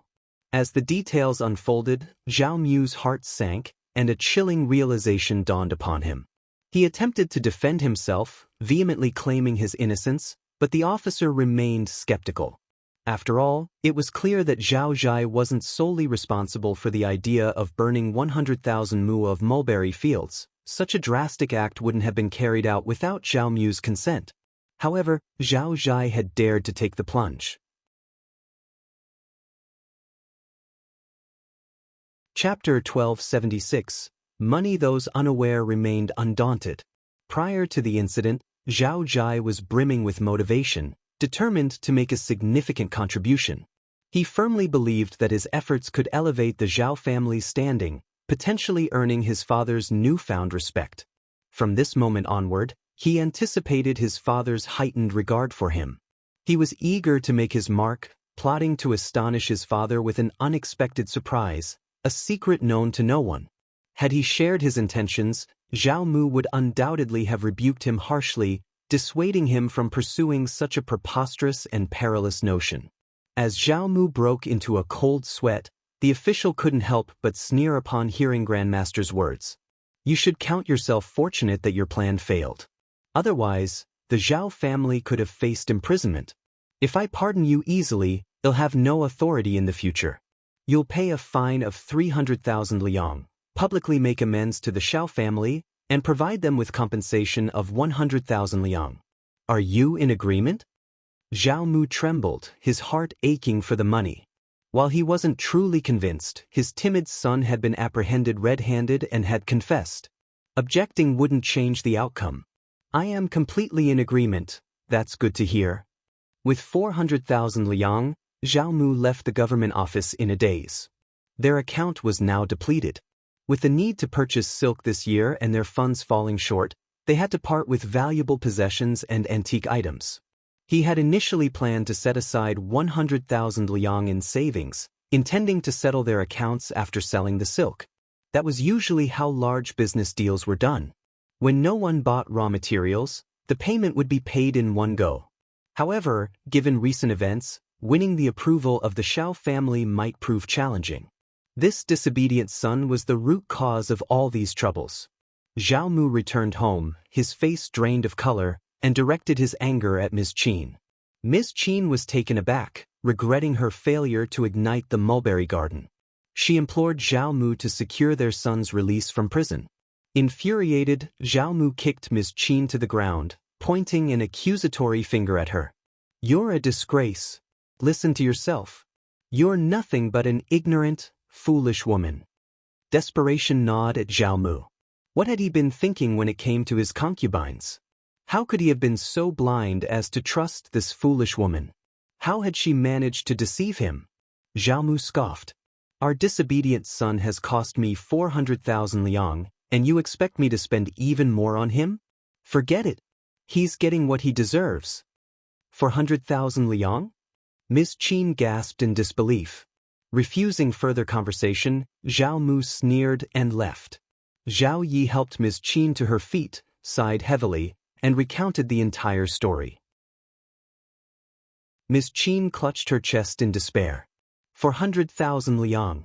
It was an exorbitant sum, and now it was gone, her son's hard-earned money. She felt utterly heartbroken. This is absolutely outrageous. Ms. Qin fumed. The old master is so greedy and biased. The mulberry garden is unharmed, so why must we compensate them such a colossal sum?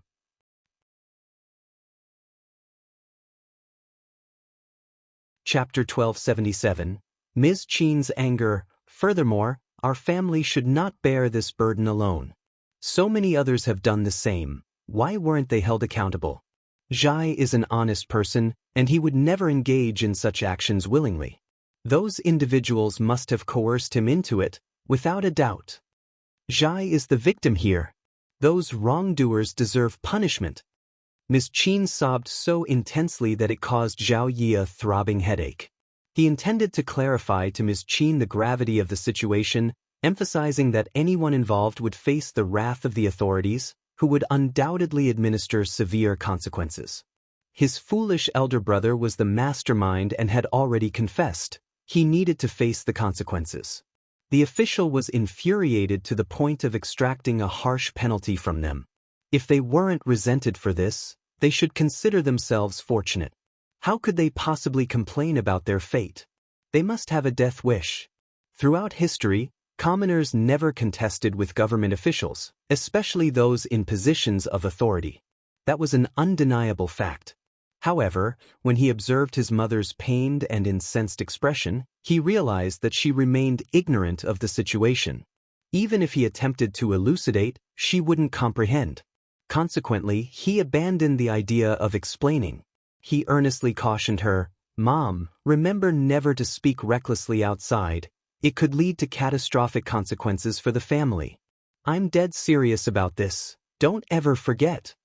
He emphasized the gravity of the situation. Ms. Qin was taken aback but grew even more indignant. This is just too much. Her son was about to lose 400,000 liang once again. Oh my God, it was an astronomical sum. Yet, when Ms. Qin thought about her eldest son enduring his prison sentence, her heart ached. She instructed Zhao Yi to bring him home. Fortunately, she had some money saved, as she had managed the family's finances for years. Zhao Yi was reluctant to have Zhao Zhai return home, but Ms. Qin's determination was unwavering. He understood that she had idle time on her hands, and if he resisted, she would undoubtedly pester him endlessly. Moreover, he was bracing himself for his father's anger. Reluctantly, Zhao Yi departed. While strategist treated him kindly, she wasn't shy about asking him for money. Ultimately, they had to part with 10,000 liang to secure Zhao Zhai's release from prison. The moment Zhao Zhai returned, he faced a barrage of scolding from Zhao Mu. He felt overwhelmed and disheartened. Initially, he hadn't comprehended the gravity of the situation, believing that he had been unlucky to get caught in the act. However, as he listened to Zhao Ye's explanation, he turned pale and began to sweat profusely. Zhao Mu was exasperated. He was ordered to remain home, forbidden from venturing anywhere else or making any decisions independently under the threat of punishment. He planned to personally deliver the money to the Xiao family and offer a personal apology. Zhao Zhai wasn't convinced, but he didn't dare to defy the orders. After an irate Zhao Mu stormed off, Zhao Yi inquired, "Weren't you planning to confront Zhao Shu and even considered burning the mulberry garden? Who influenced you to change your mind?" It was only at that moment that Zhao Zhai remembered his close acquaintance, and his expression darkened. Upon hearing this, Zhao Yi realized that the man with the surname Lin had manipulated the situation. Ms. Qin erupted into curses, determined to find someone to teach Lin a lesson, with him covering the compensation. Zhao Yi felt thoroughly exhausted and regretted involving Zhao Zhai in the matter. "Mom, we're already dealing with so much these days. Please rest and refrain from suggesting any more ideas. We have a long journey ahead of us, with plenty of opportunities in the future." Chapter 1278, Compensation. That's all she said, and it was elder brother who took the initiative. You can't just turn to him for help. He was on the verge of remarking that elder brother was a mature adult who should have discerned right from wrong. How could he blindly obey someone else's orders? Was he being naive? He had it coming for falling into a trap. But when he fell into a trap, the entire family suffered. 400,000 liang, along with the 10,000 liang from his mother, not to mention the apology, these thoughts were unbearable. His chest ached just thinking about it. Ms. Qin remained unconvinced and cursed vehemently. Yet, her outburst led to a scolding from the old master and a kick, which made her think twice about causing more trouble. Still, she continued to mutter, "Just wait and see." Zhao Zhai glanced at her and Zhao Yi, lowered his gaze, and remained silent. He couldn't blame Brother Lin. They had always had a good relationship, and he couldn't have known the consequences of his actions. Brother Lin had simply acted out of misguided kindness. How could he be held responsible? Little did he know that not long after, Brother Lin, along with his wife and children, joyfully relocated with a substantial sum of money to their hometown, Zhenjiang. Zhao Mu had only paid 300,000 liang to the authorities, and the 100,000 liang owed to the Xiao family fell short. He managed to pay only 20,000 liang, leaving Zhao Zhai responsible for the remaining 80,000 liang. Zheng Qing was beyond infuriating. He even sent someone to remind them to apologize to him. They couldn't delay this any longer. Zhao Di didn't have 80,000 liang, but he couldn't muster the courage to ask his father. His only option was to approach his mother. Upon hearing that he needed 80,000 liang, Ms. Qin began to tremble. That was a substantial sum. They are utterly wicked. 100,000 liang. It's like they're robbing us. What options do we have? Zhao Yi felt utterly drained. "Mom, the Xiao family is far from honorable, and Zhao Shu and Zheng Qing are only making things worse. If we don't give them the money, they'll be thrilled to have an excuse to create trouble at the government office. And if that happens, the government official held a strong grudge against the Zhao family. It was his decision, and if the Zhao family refused to compensate or apologize, it would imply they rejected his ruling. Naturally, the official wouldn't appreciate that." Ms. Qin struggled for words as she cursed, "The Xiao family is despicable. And Zhao Shu, that scoundrel, conspired with the Xiao family and got his own father killed. He deserves divine retribution." Zhao Yi couldn't be bothered to correct his mother. Zhao Shu was no longer considered his father's son. Ms. Qin reluctantly had to produce the money. However, despite managing the family for several years, the finances in their shared savings were handled by the housekeeper and the accountant. Every 3 months, Zhao Mu would make adjustments. She could only withdraw a modest amount from the shared savings, typically just 10 or 20 liang, or occasionally 30 liang. Even if they managed to save some money during the new year, it would still amount to a maximum of 300 to 500 yuan at one time. She had only received 20,000 liang from Zhao Mu. They had already spent 10,000 liang to secure Zhao Zhai's release from prison, leaving them with just 10,000 liang. This was still a long way from the required 80,000 liang. She didn't dare to turn to the old master for help, so she had to consider selling their belongings. However, she had been stripped of her authority as housekeeper, so she couldn't access the items. She needed to come up with another solution. If you find any errors, ads pop up, ads redirect, broken links, non-standard content, etc., please let us know reports so we can fix it as soon as possible.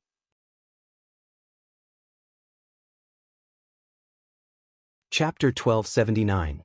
Fortunately, she had acquired many valuable possessions over the years, leaving her with no need to resort to pawning for money. Reluctant to part with her exquisite jewelry, she carefully selected a handful of porcelain bottles and jade ornaments, entrusting Zhao Zhai with the task of pawning them for much-needed funds. As she clutched these precious items, her frustration got the better of her, leading to another scolding directed at Zhao Shu. Accompanied by these valuable assets, Zhao Zhai headed to the local pawnshop. Regrettably, he shared the same unfortunate trait as Ms. Qin, a lack of knowledge regarding the true worth of his possessions. Unbeknownst to them, a single pair of porcelain vases alone could fetch a minimum of 50,000 liang, with the other pair worth 40,000 liang. The pawnshop's manager and staff possessed keen discernment. Not only could they assess the value of items, but they could also gauge the character of their clients. Their instincts immediately identified this young master as an inexperienced and perhaps naive individual, merely from his body language. These were all lucrative opportunities knocking at their door, and they had no intention of letting them slip by. Consequently, Zhao Zhai's possessions, which could have been valued at 180,000 liang or more, were appraised at a mere 80,000 liang.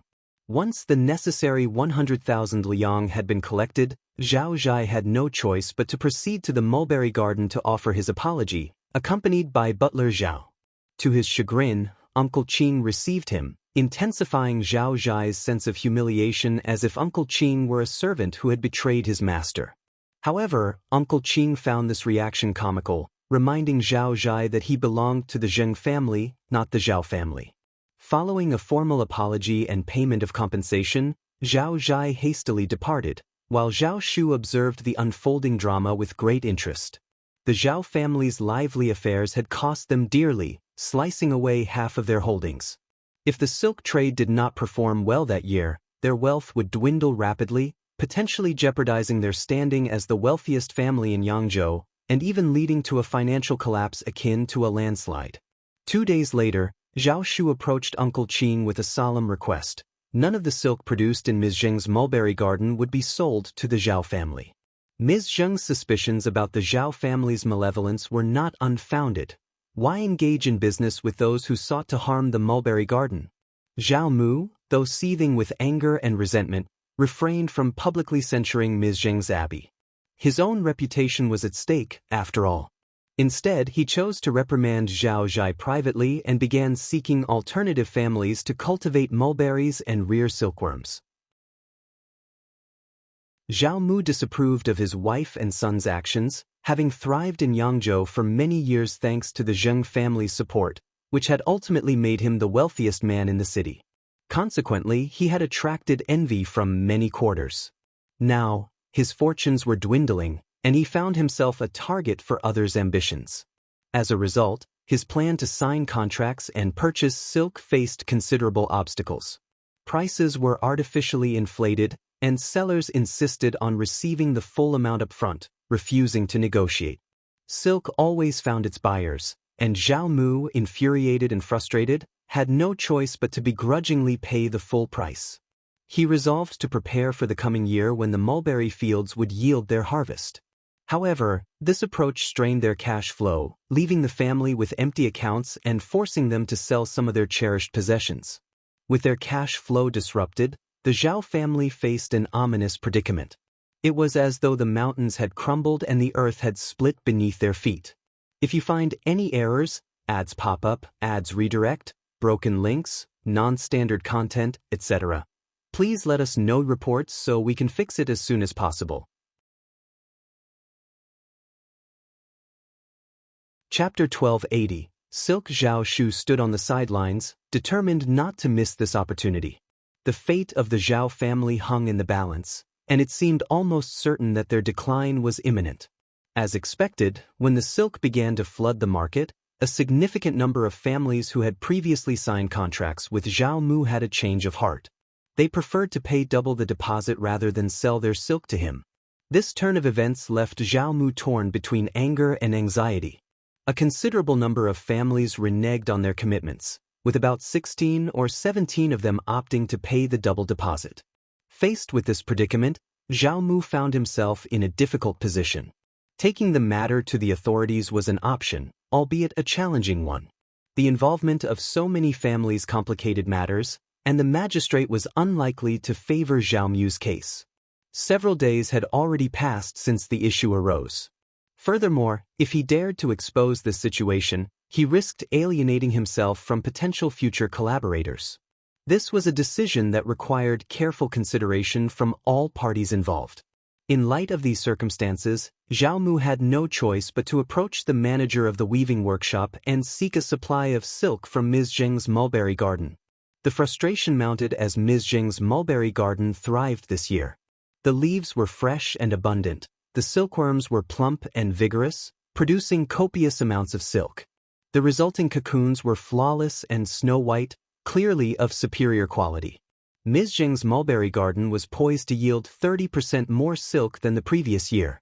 After accounting for expenses, this would translate into an additional 200,000 liang, a substantial sum that rarely came by in a single year. Zhao Mu couldn't help but feel vexed by the situation. Ms. Qin's frustration deepened upon hearing the news. She couldn't help but think that the money rightfully belonged to her and her son. We've been tending to that mulberry garden for years, helping it thrive. The earnings should be ours, and we must reclaim what's rightfully ours. We can't allow them to take it without compensation, she asserted passionately. Zhao Yi found himself at a loss for words at times, considering his mother's insistence on such seemingly unreasonable ideas. After all, the mulberry garden already belonged to them, and this situation had nothing to do with outsiders. He couldn't hide his irritation, but what good would that do? His mother intended to approach the Zhao family to rectify the situation. Zhao Shu from Hangzhou, Yangzhou, and Huzhou agreed to sell the silk, but they insisted on a 30% price increase based on market rates. Furthermore, they refused to accept an advance payment, demanding the entire sum up front, or the deal was off. Zhao Mu's anger flared, and he resorted to harsh words, accusing them of bullying. Zhao Zhai and Zhao Yi shared their father's annoyance and joined in the verbal exchange, criticizing Zhao Shu for his apparent ingratitude. Zhao Yi expressed his determination to source silk from Hangzhou, Huzhou, and Suzhou, believing he could secure supplies from all three locations. Zhao Zhai also expressed his willingness to contribute to this effort. After some consideration, Zhao Mu concurred with their plan. They sold more assets, giving each son 100,000 liang to purchase silk from Su and Hu states. While Zhao Mu remained in Yangzhou to oversee the workshop, he needed to repurchase silk from the silkworms store promptly to keep production running smoothly. The urgency of the situation was clear. They had to act swiftly, or the silk supply would fall short, jeopardizing their ability to fulfill last year's orders. Failure to deliver on those orders would spell disaster for the Zhao family.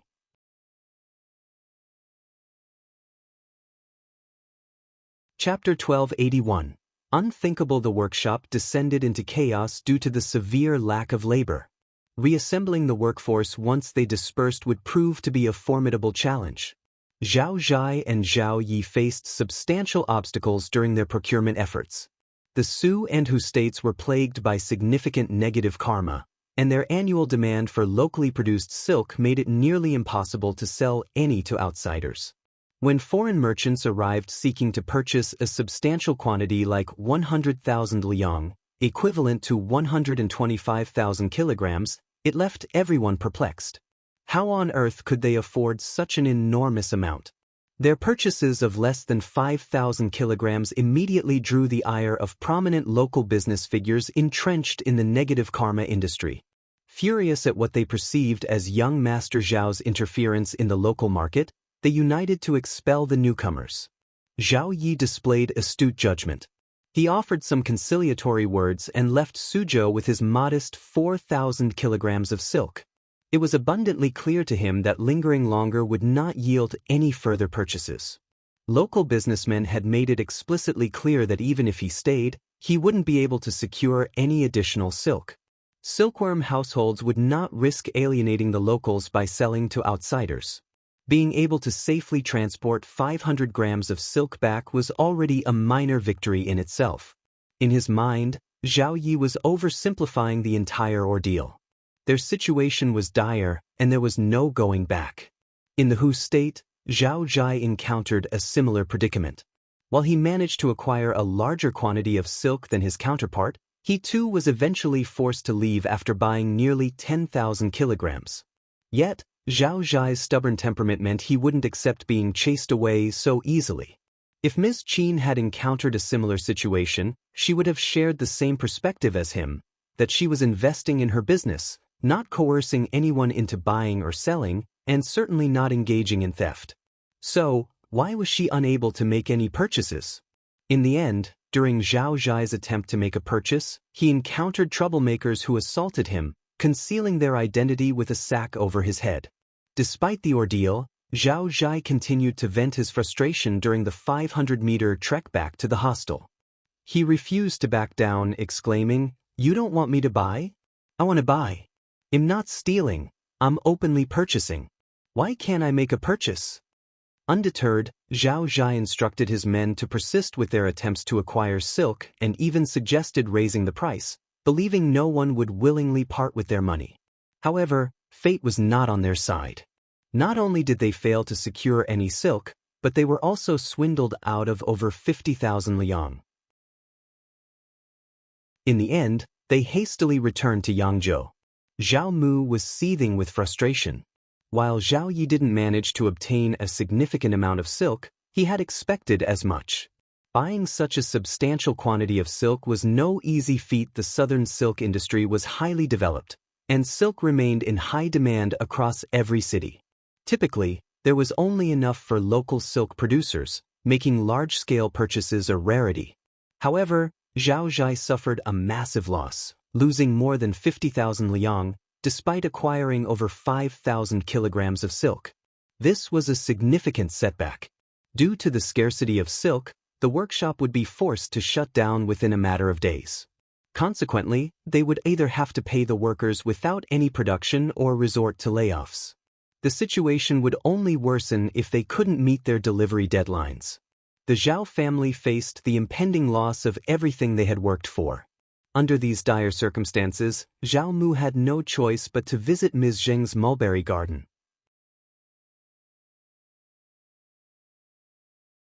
Chapter 1282. Bowing. Zhao Mu's anxiety intensified as he observed the workers busily moving goods in and out.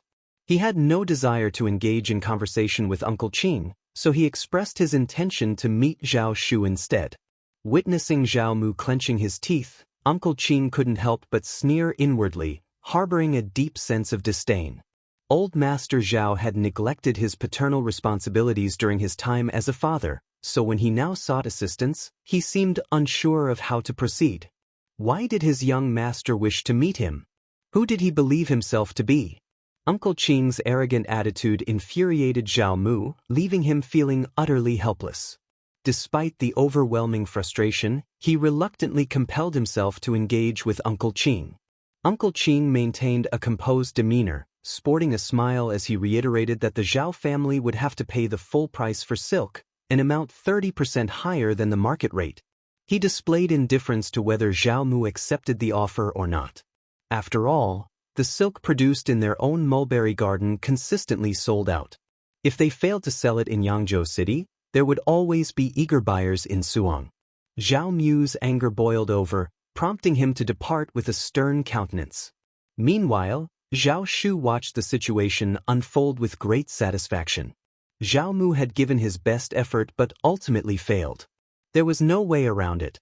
They needed to address the issue with Ms. Zheng's mulberry garden to resolve their problems once and for all. Upon tallying the precious items in his private savings, Zhao Mu found that fewer than 30 pieces remained. These were all exceptional goods, the result of 3 generations of the Zhao family's tireless efforts to acquire them, and they were valued at over 2 million liang. Zhao Mu was genuinely reluctant to go through with it. He was confident because he had initially intended to pass on this knowledge, and once it was sold, it would be exceedingly challenging to buy it back. The thought of parting with these treasures was not something he wanted to entertain. In the end, they decided to empty the warehouse and allocate 6,000 liang of gold to deliver these treasures to Ms. Zheng's abbey in exchange for the needed silk. At this juncture, Zhao Mu had calculated that the Zhao family's wealth had diminished by nearly 2/3 in just 3 months. It was evident that the Zhao family's aspirations of becoming the wealthiest in Yangzhou were now a distant dream. Zhao Mu's shock was palpable, and his expression darkened. An ominous silence enveloped the mansion, with no one daring to utter a word for fear of incurring old master's wrath. As the boxes were carried away, Miss Qin couldn't help but feel a painful ache in her heart. It was her money, her son's money. She seethed with anger at Zhao Shu's greed in seizing her son's properties. With the workshop matter resolved, Zhao Mu turned his attention to his impending second marriage. Despite his recent trials, he still had some savings left.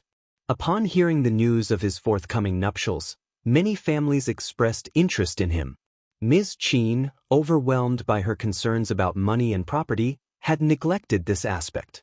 However, she realized that she couldn't intervene anymore. Her 2 sons were grown adults with their own families.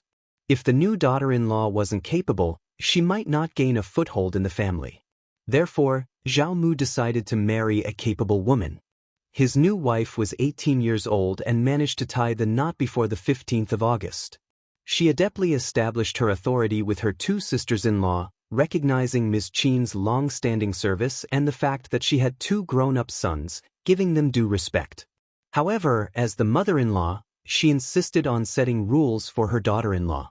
Ms. Qin felt as though she had been slapped in the face, seething with annoyance at this turn of events. If you find any errors, ads pop up, ads redirect, broken links, non-standard content, etc., please let us know reports so we can fix it as soon as possible.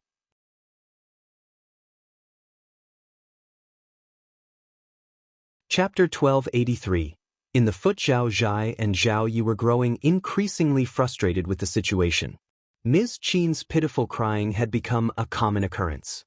However, the one responsible for these complaints was no longer Ms. Zheng. It was the new madam, who proved to be even more adept at it. What made matters worse was that she was younger than Ms. Zheng, making her appear even more endearing when she wept. Zhao Mu was well aware of Ms. Qin's intentions. As a result, his treatment of her had changed, and he was now favoring his new daughter-in-law. He believed that Ms. Qin, along with her 2 sons, were scheming to disgrace the new madam and undermine her position. With Zhao Mu's support, the new madam grew even more self-assured. She seized the opportunity to assert her dominance over Ms. Qin by claiming half of the nonchalant, casual, and indifferent furnishings from the storeroom. Apart from her monthly allowance, Ms. Qin was left with nothing. Ms. Qin's loyal aides were systematically removed from their positions. Ms. Qin found this situation intolerable. She had a few tricks up her sleeve, having served the Zhao family for many years. This ignited a fierce battle between her and Madame Zhao. As the conflict escalated to involve their respective sons and daughter-in-law, the Zhao mansion plunged further into chaos. Ms. Qin found herself at a loss for what to do. She resorted to devious and shameless tactics. When Madame Zhao's brother assumed the role of manager at the Zhao family, Ms. Qin feared that her own assets would be threatened by an outsider. Desperate to prove his incompetence, She even attempted to bribe someone to set fire to her brother's warehouse. Her plan backfired disastrously as the fire spiraled out of control, consuming several silk storage warehouses and half of the weaving workshop. Zhao Mu was on the brink of collapse. Word quickly spread throughout the town, heralding the imminent downfall of the Zhao family. The absence of silk threatened to inflict substantial financial losses upon them, jeopardizing their ability to fulfill their contractual obligations. Consequently, they found themselves compelled to offer compensation. With half of the workshop reduced to ruins, silk production ground to a halt. Fortunately, the incident occurred during the night when the workshop was empty, sparing any potential casualties. Miss Qin was equally stunned, her limbs turning ice-cold as she remained motionless in her room. How had it come to this? She had merely sought to start a fire, never imagining that it would result in such extensive destruction. Zhao Mu awoke and promptly reported the incident to the authorities. Initially suspecting Zhao Shuking's uncles as the culprits, he vowed to hold Zhao Shu accountable. However, as investigations progressed, they apprehended the arsonist, leading them to Ms. Qin and her associates. Ms. Qin, inexperienced in such matters, succumbed to the pressure and revealed the truth when questioned by the authorities. Unable to deny her involvement, Ms. Qin resorted to tears and complaints. She lamented her extensive contributions to the Zhao family and painted the new madam as the instigator of her troubles. Ms. Qin insisted that the heartlessness of the new madam had driven her to take drastic measures, claiming she had only intended to start a small fire. She even speculated that the new madam might have orchestrated the incident to frame her. Zhao Mu, Zhao Zhai, and Zhao Yi were infuriated, struggling to contain their anger. Though they had long recognized Ms. Qin's deceitful and malicious nature, they had not anticipated the extent to which she would go. As the truth emerged, the Zhao family prepared to offer full compensation. Zhao Shu, exasperated by the situation, decided to purchase the Zhao family's workshop, mansion, 6 stores, and 5,000 acres of prime land. His substantial wealth rendered financial concerns obsolete. Zhao Mu, disheartened and lacking the means to mount a comeback, lost the will to persevere. If you find any errors, ads pop up, ads redirect, broken links, non-standard content, etc., please let us know reports so we can fix it as soon as possible.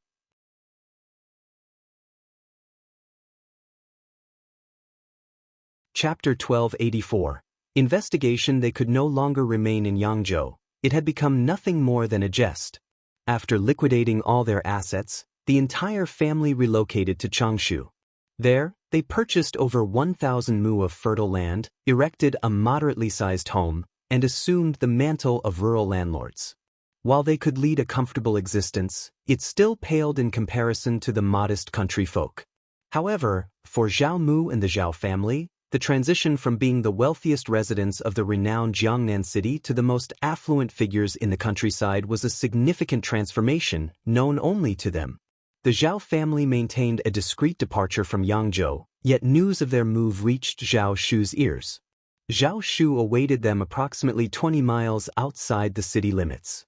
The Zhao family's countenances shifted as they were intercepted. Ms. Qin seethed with anger and sorrow. She had been left with nothing, as all her son's wealth had been stripped away by Zhao Shu. Even her standing before the old master had been reduced. She now wore plain attire, devoid of the splendid ornaments that once adorned her tresses. 2 unadorned silver hairpins were the only remnants of her former finery.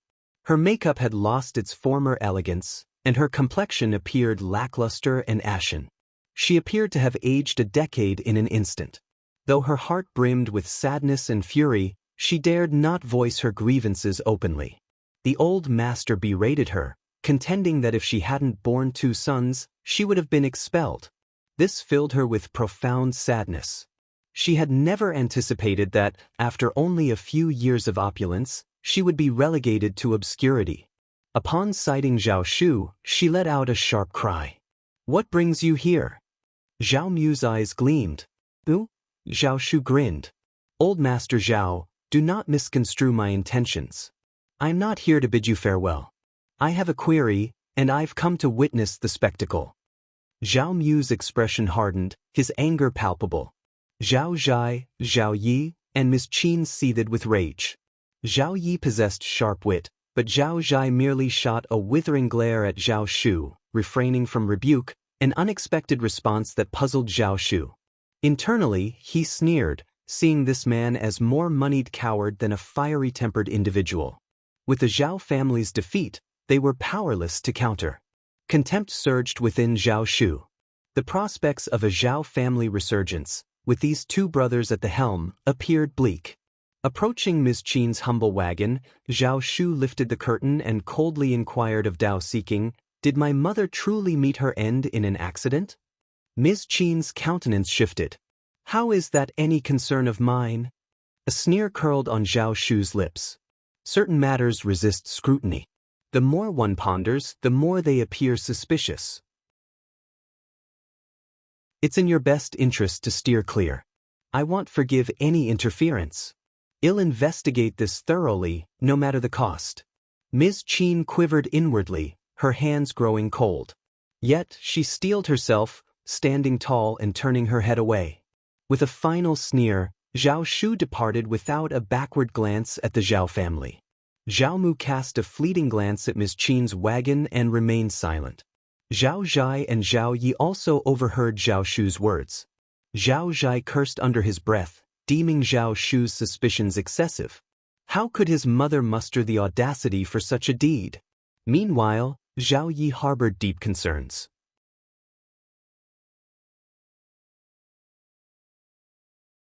Chapter 1285. Back to Shaoding village. He was cunning, but he possessed a clear sense of purpose. The Zhao family stood no chance against Zhao Shu. Zhao Yi didn't even dare contemplate seeking vengeance. Should his mother truly have committed such an act, Zhao Shu's forgiveness seemed an unlikely outcome. Could the Zhao family compel Zhao Shu to address the matter? Later, Zhao Yi privately inquired of Ms. Qin, but she staunchly refused to confess. Her denials only fueled Zhao Yi's growing apprehension. Zhao Yi had always been self-centered, consumed by the fear that Zhao Shu would retaliate. In his paranoia, he pilfered the few valuable items left by Zhao Mu, absconded with over 2,000 liang from the household, and vanished with his wife and children. Zhao Mu's fury resulted in illness, further enfeebling him. Ms. Qin fretted over Zhao Shu's ominous countenance and chilling interrogations, haunted by the thought of his potential return. Nightmares plagued her, and tranquility remained elusive. Then, one fateful day, Zhao Shu appeared at their doorstep. Qiao Xian had no ties to Yangzhou and arrived in Hangzhou by late March. In Hangzhou, Ms. Zheng's loyal servants assisted Zhao Shu in managing his business, with Aunt Qing in attendance. Aunt Qing and Qiao Xian shared a familiar rapport, and Zhao Shu had sent her a letter requesting her gracious treatment. Aunt Qing, diligent as ever, ensured everything was well prepared. Qiao Xian explored the floral fields and Zhao Shu's tea plantation, both thriving with vitality. Perfume and tea processing workshops were under construction, along with housing for the workers. Once Qiao Xian delivered the tools, everything would fall into place. Amidst the expansive floral field, an array of flowers sprawled out: roses, jasmine, sweet osmanthus, lilies, and cloves. Each section was meticulously arranged, with extensive plantings of vanilla for various supplementary purposes. Zhao Shu had sourced these seedlings from a reliable place. They exhibited strength and well-balanced growth, all of exceptional quality. Their tender, green leaves held a captivating allure. In a few months' time, lilies, Chinese roses, jasmines, and roses would burst into full bloom. Sweet osmanthus trees abounded in Hangzhou, guaranteeing a ready supply of this fragrant blossom. Perfume production could commence in the latter half of the year. Initial output might be modest, but it offered the workers an excellent opportunity to hone their skills. Qiao Xian, after a thorough inspection, used her unique abilities to aid in the plant's growth, departing with a sense of satisfaction. Aunt Qing held a private admiration for Madame Xiao's unassuming diligence. Rather than merely putting on a show, she had ventured 500 meters to inspect the progress. Madame Xiao's humility was evident. She did not need to engage in such hands-on efforts. Her grounded nature was truly commendable. Young Master had demonstrated exceptional judgment in pairing Officer Xiao and Madame Xiao for this endeavor. Their collaboration far surpassed that of the neighboring aristocrats. After spending 3 days in Hangzhou, Qiao Xian returned home with Sun Qian and Sun Bai, arriving back in Shaoding village on the 9th day of April. The first section of the Xiao family's household welcomed their return with great joy. Everything was progressing smoothly at home, and the entire village seemed to be thriving. Schools were already in session, with the sound of books filling the air, adding vibrancy to the community. The Xiao family's first section's business was expanding rapidly. Although they had acquired a few servants, they mainly hired villagers to work. The tea and floral fields required year-round attention, ensuring a continuous demand for labor.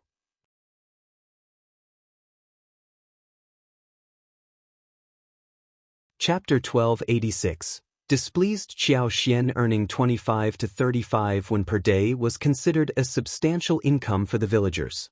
Even if 2 family members didn't work every day, they could still accumulate a significant amount of money by the end of the month.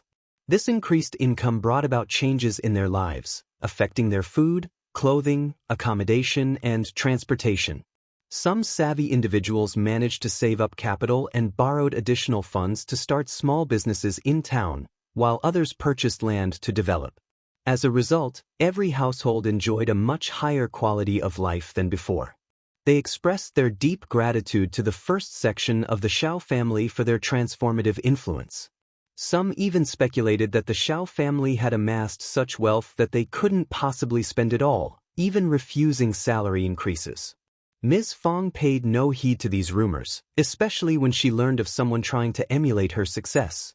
She believed that if others wished to follow suit, they should do it competently or hire skilled individuals from the village. That would surely make the villagers envious. Ms. Fong didn't bother discussing these minor matters with Qiao Xian. Given his rare presence at home, she cherished their time together. Although she missed her son, Xiao Yunduan, Ms. Fong decided not to visit the bustling capital at this time. Instead, she planned to wait until the following year. Young Xiaoni was just 2 months into her pregnancy, and as a mother-in-law, she didn't want to leave home during this critical time.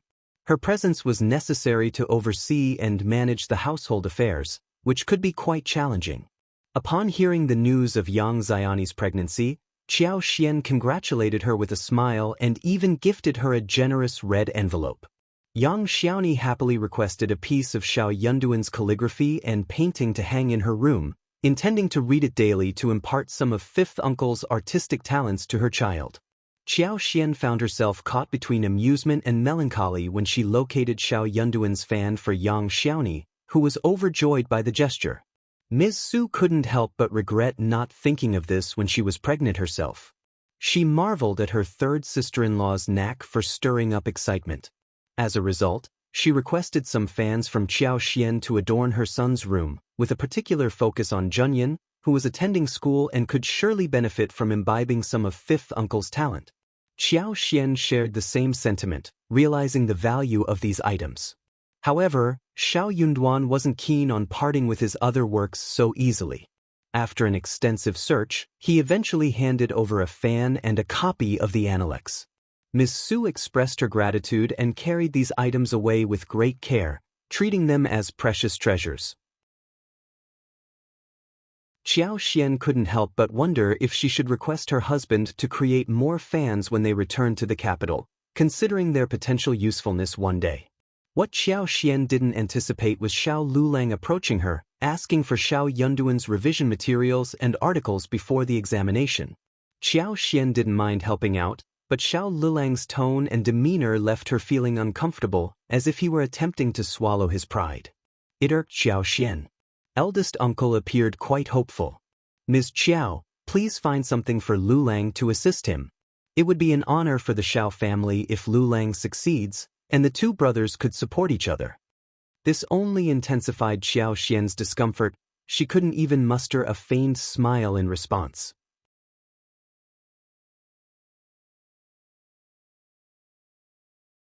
Chapter 1287. All helping each other? Her father-in-law was still so naive. Ms. Fong remarked. Yunduan's belongings might have been taken to the capital. We can search for what we're missing, but let's not discuss it too openly. Xiao Xian smiled. Mom, you're absolutely right. Sixth cousin, you can head home now. I need to conduct a thorough search, and finding those items won't be a quick task. My husband has his own confidential matters, and even I can't interfere with them. I mustn't mishandle anything. Xiao Lulang, who had been suppressing his anger, could hardly contain himself after hearing Xiao Xian's words. With a displeased expression, he quipped, "Thank you, fifth cousin-in-law." Then he departed. In private, Ms. Fong voiced her concerns to Xiao Xian. Lilang's behavior is becoming increasingly strange. Sometimes I catch him eyeing our family as if we were adversaries. It's quite unsettling. I'm irritated by it. He's not as capable as Yunduan, and he failed to advance to the next level. Is that Yunduan's fault? Could it be that Yunduan's success threatens him or makes him feel inferior? Does he see Yunduan as a rival? He's so unreasonable, showing no interest in study at all. I wonder how much he's read? He's nothing more than a mediocre officer. Xiao Xian couldn't help but smile, acknowledging her mother-in-law's insight. Xiao Lulang was indeed not a commendable officer. Ms. Fong continued, "Don't hand over Yunduan's possessions to him. He regards us as adversaries, so why should we assist him? Who does he think he is? We don't owe him anything. He came inquiring about Yunduan's belongings, and your naive father-in-law even tried to lead him into your room to retrieve them, but I stopped him. I explained that outsiders shouldn't casually access our son's and daughter-in-law's room. They should wait until they return. I put an end to it when I mentioned that you'd be back this spring. I thought that settled it, but here he is again." Xiao Xian's heart skipped a beat, and she inwardly shuddered. She added, "Mom, you understand that he should never enter our room and take things. My husband holds an official position, and his writings, particularly his letters, shouldn't be handed over to outsiders, especially those with hidden agendas. It could lead to trouble." The source of this predicament lay in the power of words. As long as individuals had motives, finding something among someone's belongings wasn't a formidable task. Otherwise, why was the study always a restricted zone? They couldn't afford to be careless, as they were promptly and cautiously escorted out of the study, with concerns that their presence might lead to the drafting of articles. Xiao Xian had reservations about Xiao Lulang. Ms. Fong was equally taken aback. She clutched her chest and remarked, "Indeed? That's quite fortunate. I don't trust him." Ms. Fong had a knack for this. She remained skeptical of anyone she didn't have faith in, regardless of what they claimed. Ms. Ma even lamented that the first branch of the family was wealthy and looked down upon them, dreading that her son might outshine Xiao Yunduan. Consequently, out of envy, Ms. Fong was reluctant to offer any assistance. Xiao Xian grinned. "They'll just gather all of my husband's belongings and take them away." Ms. Fong concurred. "That sounds like an excellent plan."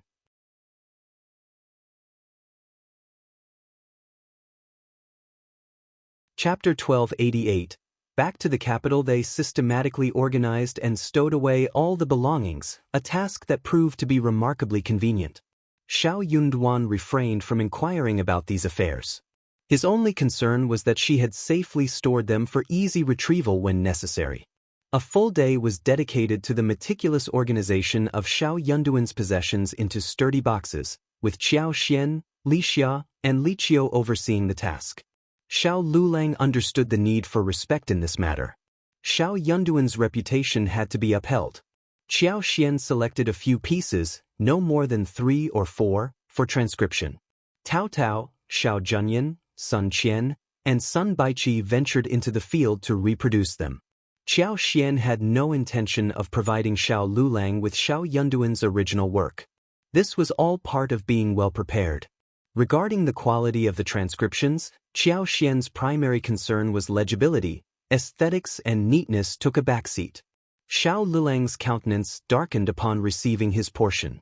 Xiao Xian maintained a gentle smile. "Many of my husband's belongings have been transported to the capital. I've conducted a thorough search, and this is all I could find." Should you require anything else, please, cousin, feel free to convey your needs to him directly when he returns. Internally, Xiao Lulang sneered. He had plans to sit for the autumn examination next July and, if successful as a recommended candidate, the spring examination the following year. Xiao Yunduan wouldn't be returning to the capital during these 2 years. Qiao Xian was merely preserving appearances. However, he couldn't fault Qiao Xian for her actions. After all, she hailed from a Taoist family and couldn't possibly be knowledgeable about her husband's scholarly pursuits. It was ignorance on her part. Taking the items, Xiao Lulang put on a false smile. I'm deeply grateful, cousin and sister-in-law. They'll certainly remember your kindness. Qiao Xian felt a tinge of irritation. She wondered if he held some resentment towards her.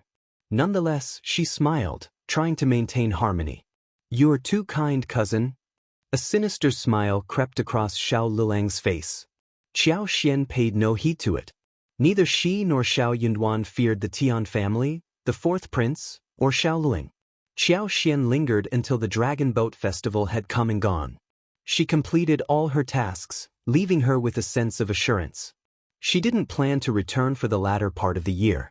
Instead, she intended to revisit Jiangnan and return home next year. After departing from home, they spent an additional 3 days at the Yuezheng family in the province before making their way to the capital. By the time they arrived back in the capital, it was already late May. What Xiao Xian hadn't anticipated was Xiao Yunduan receiving news of their return and taking a day off to meet her at a tea-house pavilion over 500 meters away from town. Xiao Xian felt both surprised and delighted. In the wagon, the two of them couldn't resist hugging and kissing each other. Their time apart had made their reunion feel incredibly sweet, and they couldn't get enough of each other's affection. As the kiss ended, Xiao Xian turned soft, her breath quickening in Xiao Yunduan's arms. Her red, swollen lips, glistening eyes, and rosy cheeks made her appear irresistibly charming. Her languid, captivating demeanor prompted Xiao Yunduan to kiss her once more. The wagon continued its steady journey along the broad, flat road. Nestled in Xiao Yunduan's embrace, Xiao Xian beamed. Darling, what brings you here to meet me? Xiao Yunduan's long fingers caressed her hair, and he chuckled. I missed seeing you the last time you were here, so I took this opportunity to make amends. But most importantly, I missed you.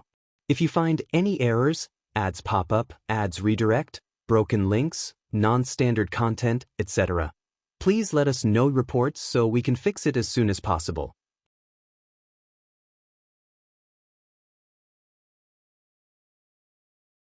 Chapter 1289. Reunion. Xiao Xian flushed and felt so sweet inside her heart. She said shyly, Me too, what is it?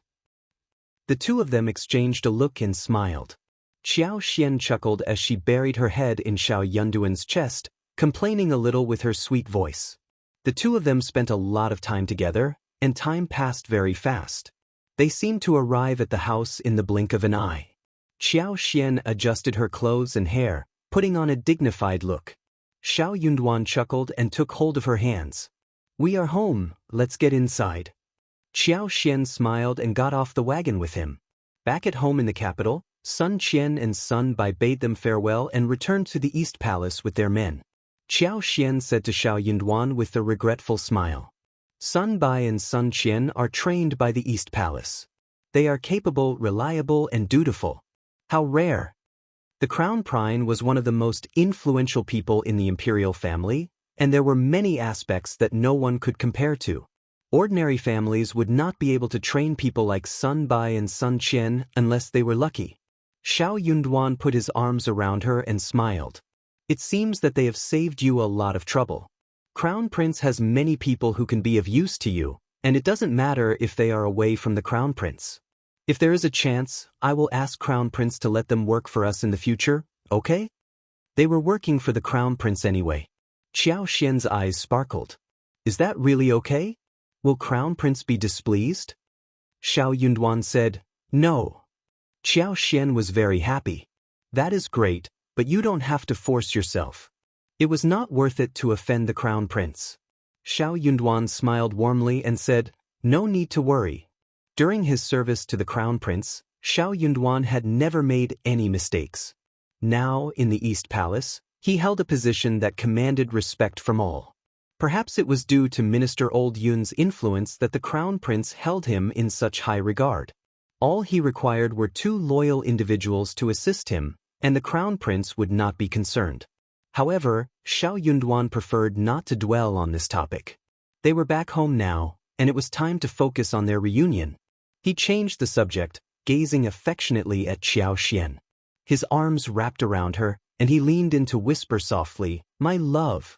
Qiao Xian's heart skipped a beat as she felt a tingling sensation spread throughout her body. She playfully nuzzled against him, her arms around his neck, and kissed him passionately. Xiao Yunduan eagerly reciprocated. His anticipation and desire grew with each passing moment. The room's temperature rose, enveloping them in an atmosphere of passion and intimacy. Unbeknownst to them, Li Xia, who had been about to enter the room with tea, paused outside the door.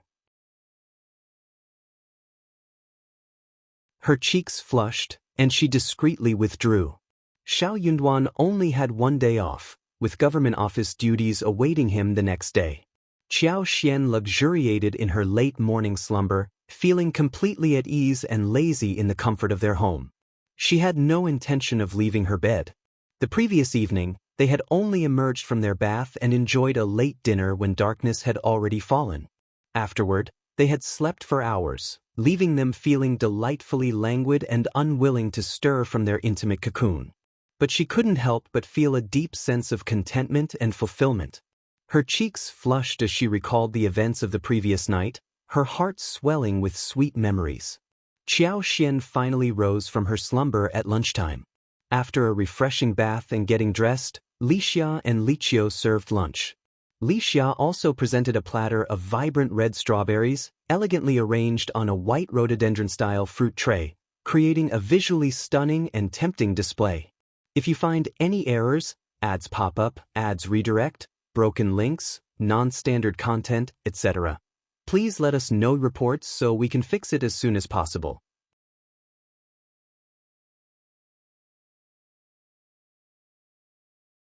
Chapter 1290, Too Many Strawberries. Qiao Xian was pleasantly surprised, her eyes lighting up at the sight of the strawberries. "Oh, strawberries! Are these from our 20-mu garden?" Li Xia smiled warmly in response. Old Master instructed Zhao Shu to pick them. He mentioned they ripened a while ago. However, just before you returned, he had Zhao Shu share some with our neighbors. Old Master believed you would enjoy them, so he had Zhao Shu gather a few. Qiao Xian grinned in delight. "They're delicious and I love them. Are there any left? You should wash them and have some too. Strawberries don't keep well and can go bad overnight." Thanks to her remarkable gardening skills, these strawberries thrived exceptionally. They were slightly larger than copper coins, almost as big as local eggs, and boasted a plump, bright red appearance. One bite released an enticing fragrance, sweetness, and juiciness. The subtle hint of sourness made them irresistibly delectable, and it was hard not to finish half a plate in one go. Strawberries not only tasted heavenly but also looked exquisite, making them a favorite among girls. Li Xia and Li Qiao quickly fetched another plate, and the 3 of them happily indulged in the delicious treat. Shortly after lunch, Xiao Yunduan returned home unexpectedly early. Qiao Xian beamed at him. "What brings you home so early today? I wouldn't have woken up sooner." Xiao Yunduan took her hand and led her into the room, teasingly replying, "That would have been a missed opportunity. I should have returned even earlier." Qiao Xian laughed merrily. As he sat down, Xiao Yunduan embraced her, his eyes filled with affection. "My superiors understood my situation, so they allowed me to come home half a day earlier." Qiao Xian nestled in his arms, a contented smile gracing her lips. It was evident that her husband was thriving in his role at the Ministry of Revenue. The rest of the afternoon passed quickly as Xiao Yunduan and Qiao Xian discussed family matters and enjoyed each other's company. After a few days of relaxation at home, Qiao Xian decided to visit their 20 mu of fields. Zhao Shu proved to be highly dependable. He meticulously planted the 20 mu of fields according to the instructions Xiao Xian and Xiao Yunduan had given him before their departure. At this time of the year, the crops were thriving, painting a picturesque scene of lush greenery that delighted the eyes. Xiao Xian surveyed the fields and estimated that around 12 mu were dedicated to potatoes. When she had initially provided the potatoes from her own garden, she had brought out an abundant supply from her unique space, resulting in a sizable planting. Potatoes, unlike other crops, could be divided into multiple pieces for planting, hence the surplus. Additionally, there were over 4 mu of strawberries, their dark green leaves and vines contrasting beautifully with the bright red fruits. The strawberry plants were in full bloom, adorned with small white flowers, indicating a prolonged fruit-bearing season. A variety of vegetables had been carefully sown as well, including chili peppers, beans, eggplants, tomatoes, cucumbers, cabbages, ginger, scallions, garlic, coriander, radishes, and more. It was safe to say that there would be no shortage of vegetables this year. However, the abundance of strawberries took Xiao Xian by surprise. She hadn't anticipated such a bountiful harvest. Although strawberries were delicious, their household consisted of only 5 people, including the master and the servants, making it impossible to consume them all. Unfortunately, strawberries couldn't be stored. They had to be eaten on the same day they were picked, as they would spoil overnight. It was no wonder that Xiao Yunduan had instructed Songshu to share some with their neighbors. Yet there was an art to gift-giving. They should distribute them sporadically, 1 or 2 times now and then, so that everyone could enjoy a taste without coming to expect it regularly. If they constantly gave strawberries as gifts, people might grow accustomed to it, and if the presents were ever absent, it could lead to disappointment and complaints. What was the point of leaving such trouble behind? If you find any errors, ads pop up, ads redirect, broken links, non-standard content, etc., please let us know reports so we can fix it as soon as possible.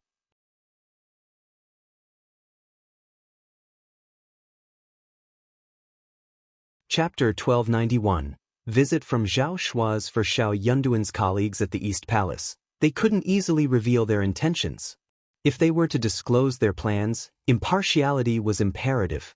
They had to meticulously consider every facet and ensure no one was excluded.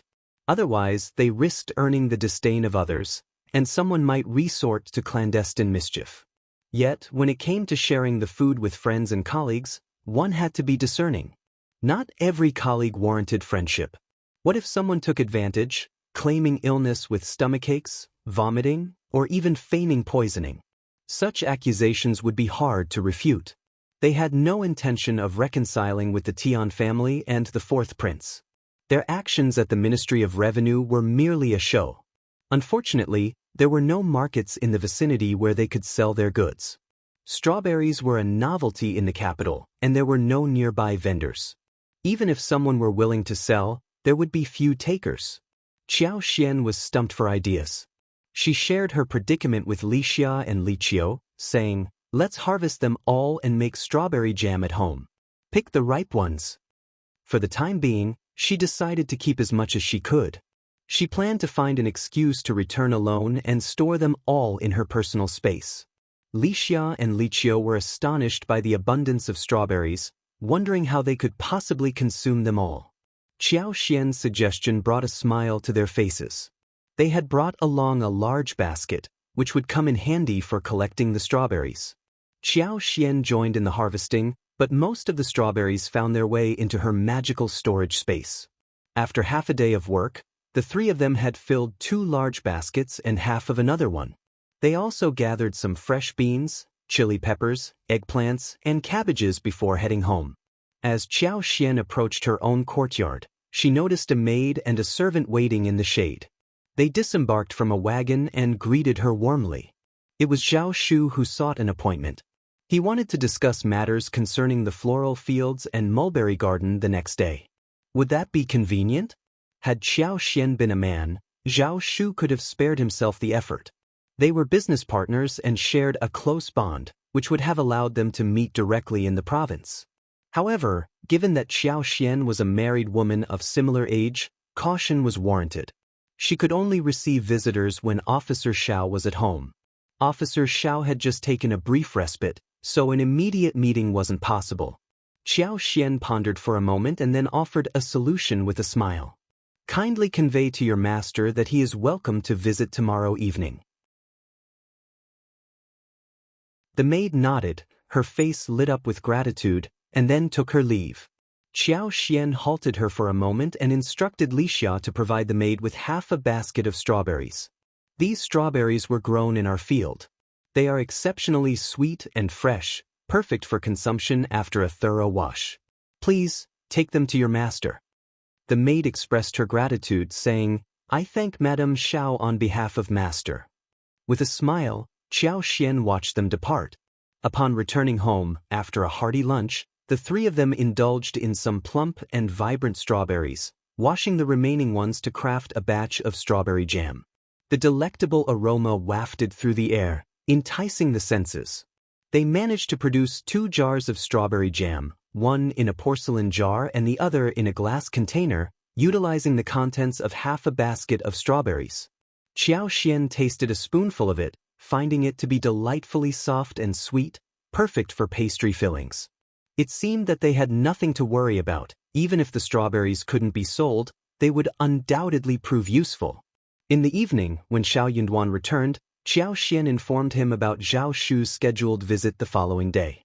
Xiao Yunduan grinned, saying, I'll return early tomorrow. Zhao Shu must have been keeping an eye on us and waiting patiently for a while. If you find any errors, ads pop up, ads redirect, broken links, non-standard content, etc., please let us know reports so we can fix it as soon as possible.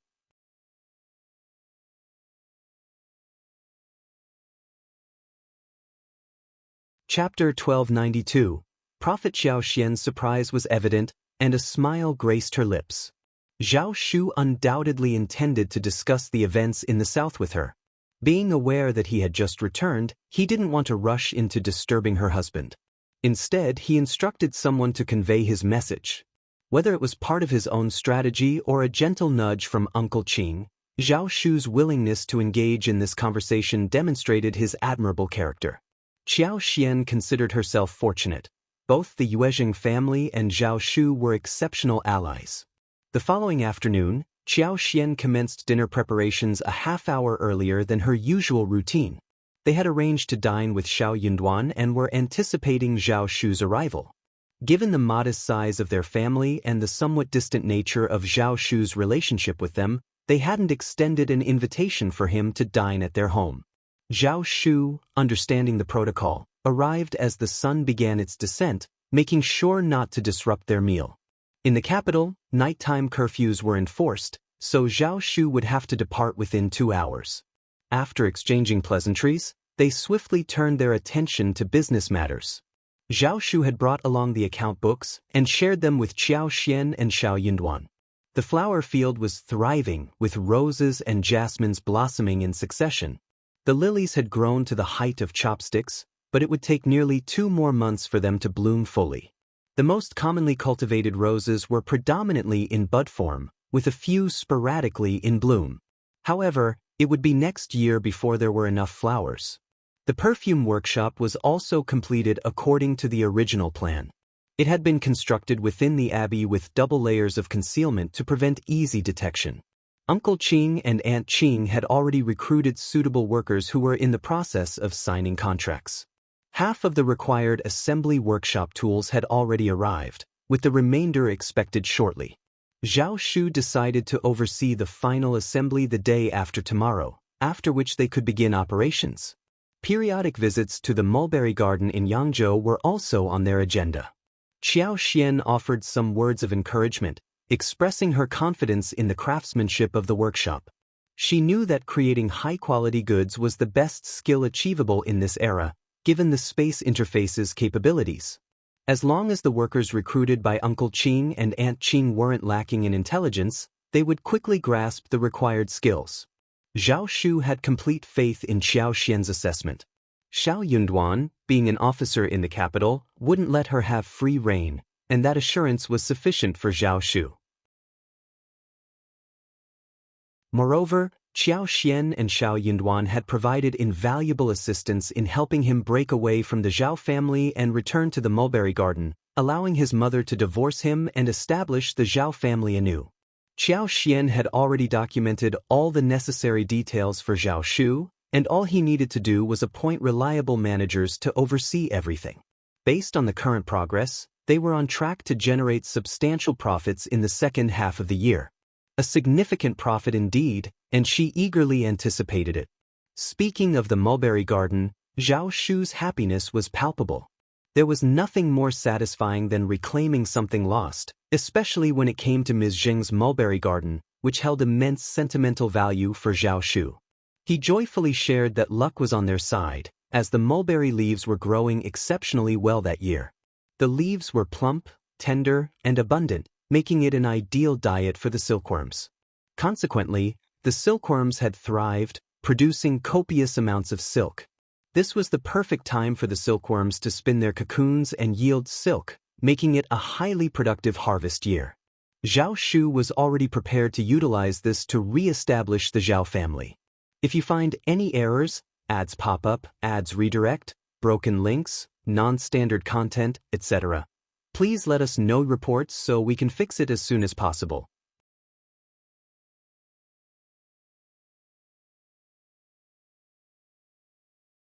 Chapter 1293. Tea House. What does it matter if the Zhao family is large? They can simply take a few more bites if they can't finish it all. Sooner or later, he would devour the Zhao family. Zhao Zhai and Zhao Yu were no match for him. Zhao Shu and Qiao Xian never anticipated that Ms. Qin would take such action. The Zhao family crumbled and vanished from Hangzhou before the year could come to a close. Qiao Xian clearly understood why the mulberry trees in Ms. Zheng's garden were thriving so well and added with a smile, this made her even more confident about securing hundreds of thousands with a 20% share of the profits. Zhao Shu also briefly mentioned the 2 fields that Qiao Xian had entrusted him to oversee. The fields were easy to manage, and the overseer was dependable. Tenants would take good care of them, and the rent would be paid after the autumn harvest. The land in Jiangnan was fertile, and unless it suffered from drought or flood, the harvests were consistently good. It was a substantial amount of money. Seeing that it was getting late, Zhao Shu decided not to overstay his welcome and got up to leave. Officer Xiao would not be pleased if they lingered, especially considering that Madame Xiao had only returned a few days ago. Qiao Xian smiled and inquired, "What did you think of the strawberries we brought home yesterday?" Zhao Shu instinctively displayed a peculiar grin and nodded. "I've never tasted fruit like that before. They are incredibly sweet and delicious." "Thank you, Madame Xiao."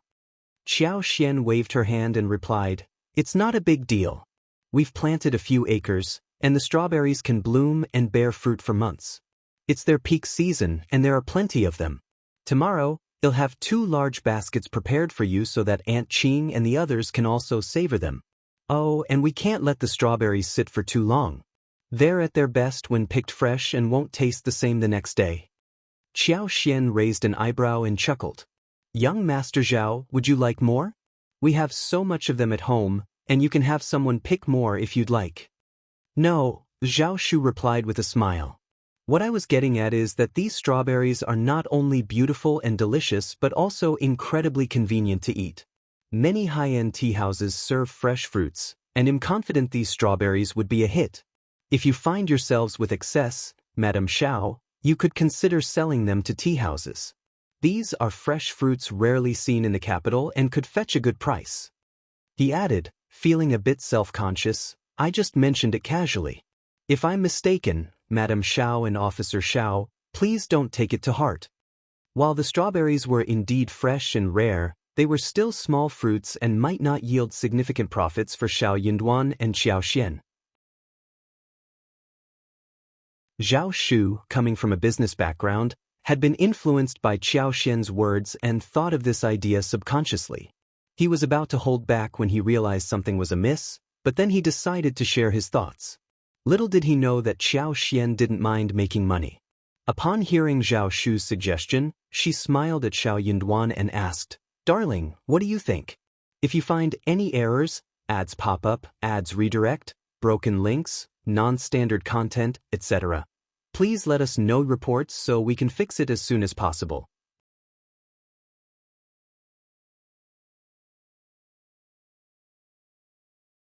Chapter 1294. Not more land. Xiao Yunduan smiled warmly and nodded at his eager wife. We can't possibly consume that many strawberries ourselves. It's such a shame to let them go to waste in the fields. Zhao Shu, with a knowing grin, chimed in. I frequent Jinquan restaurant quite often. What if I speak to the manager tomorrow? Qiao Xian's eyes lit up with delight. That's a fantastic idea. Songsher can deliver a basket of strawberries to you tomorrow morning, and you can present them to the manager for his consideration.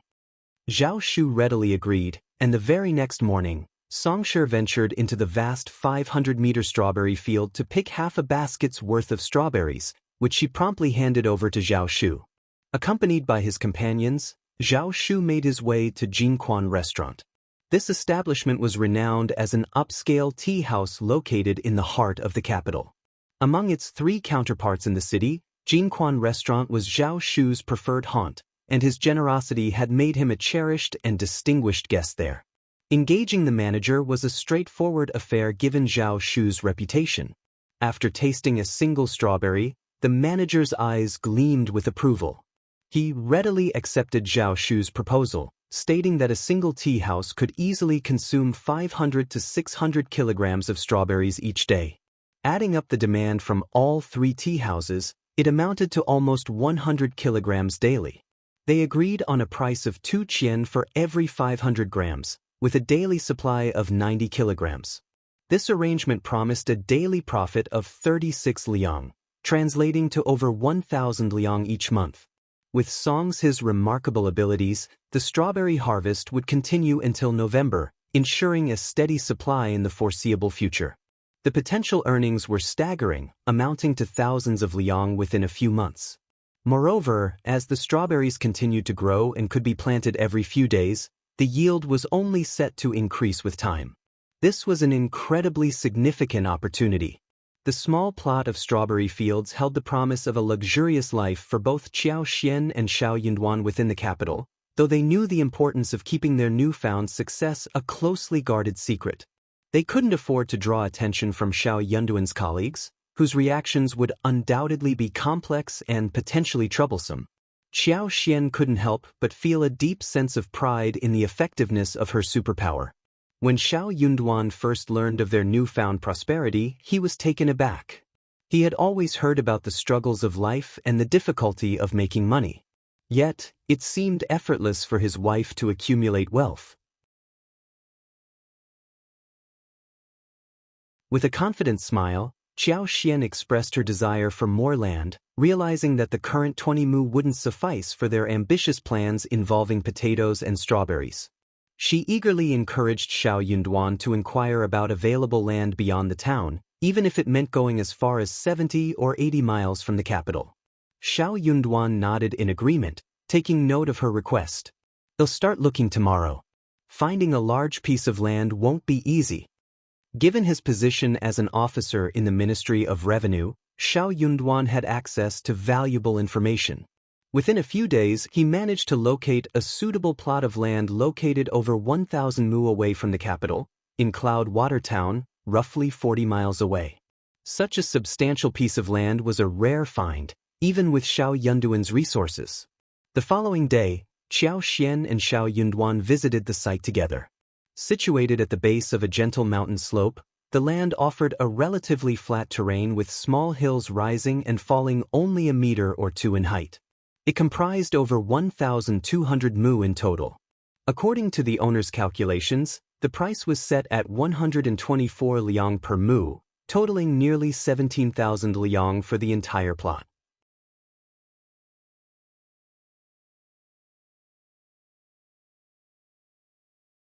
Chapter 1295. Plan. Xiao Yunduan and Qiao Xian arrived with a substantial sum of money in their possession, enabling them to make an immediate purchase. The capital lay a mere 400 miles away, connected by a well-maintained, spacious road that could be traversed in under 2 hours by wagon. Despite their location being slightly off the official route, it remained within a 10-mile proximity. Their estimated arrival time was 2 hours and 15 minutes. The fields were meticulously maintained and ready for planting, sparing the province the effort of clearing land. Qiao Xian had already devised a plan for the upcoming year, intending to cultivate potatoes, watermelons, and cantaloupes. All 20 mu in the town were designated for strawberry cultivation. With over 10 mu dedicated to potatoes this year, they anticipated a bountiful harvest, with no concerns about seed availability for next year. They even considered expanding to hundreds of mu.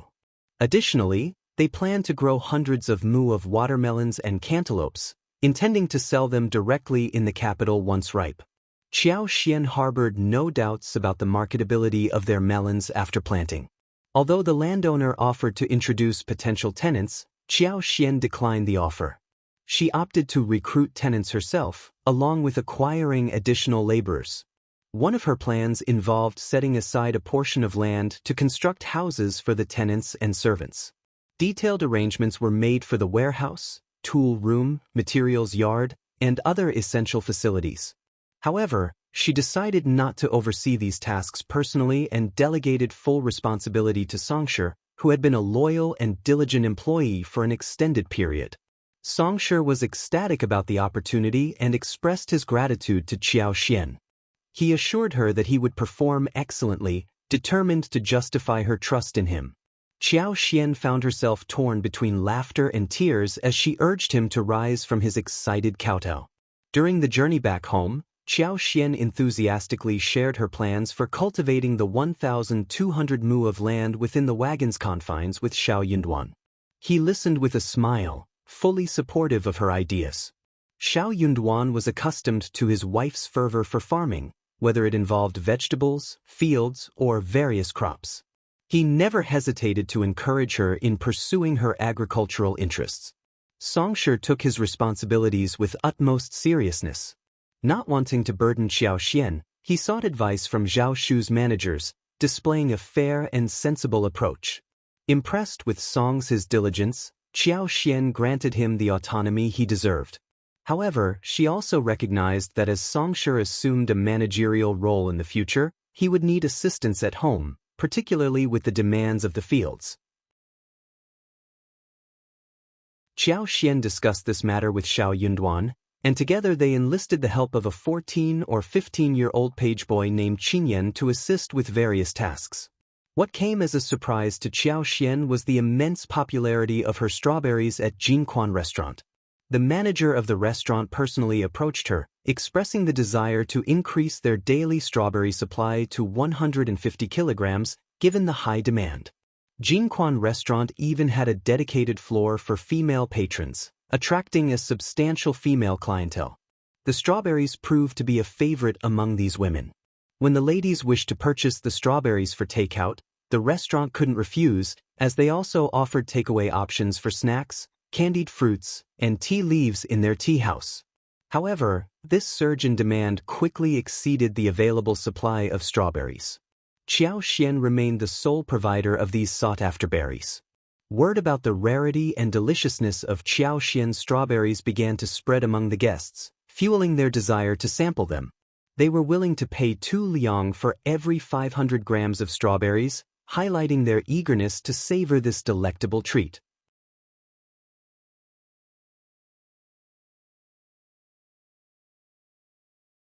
Chapter 1296. Buying, of course. We've already reduced the price, and selling strawberries is a new venture for us. However, we do need to consider raising the price for Madame Xiao, Qiao Xian replied. Qiao Xian had no objections to this decision.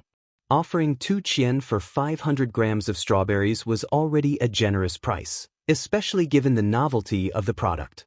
She hadn't anticipated just how popular they would become. However, for individuals like Zhao Shu, who had mentioned the strawberries to the tea house, and Xiao Yunduan, a prominent figure in the East Palace, the price of 2 qian for 500 grams seemed quite low.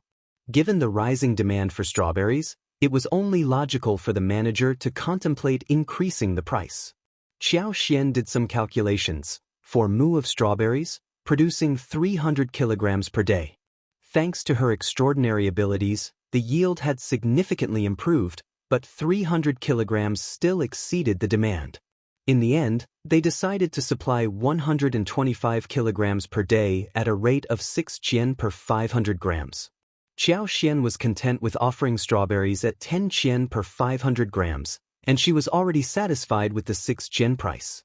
This venture brought in 150 liang per day, totaling 4,000 liang each month.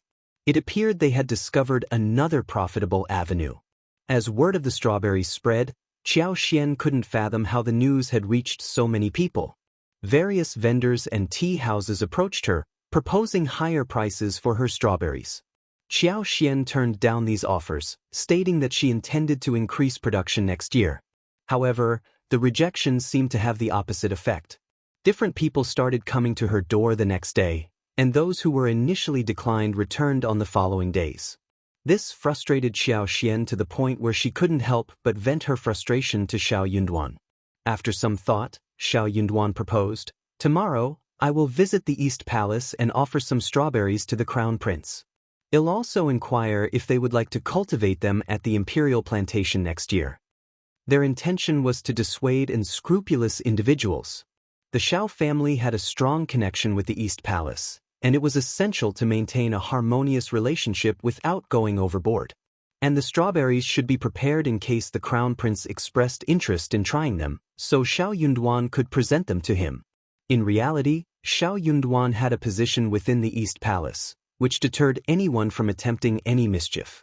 Otherwise, the rarity and high value of the strawberries might have tempted some to steal them, and Qiao Xian wouldn't have been able to safeguard them.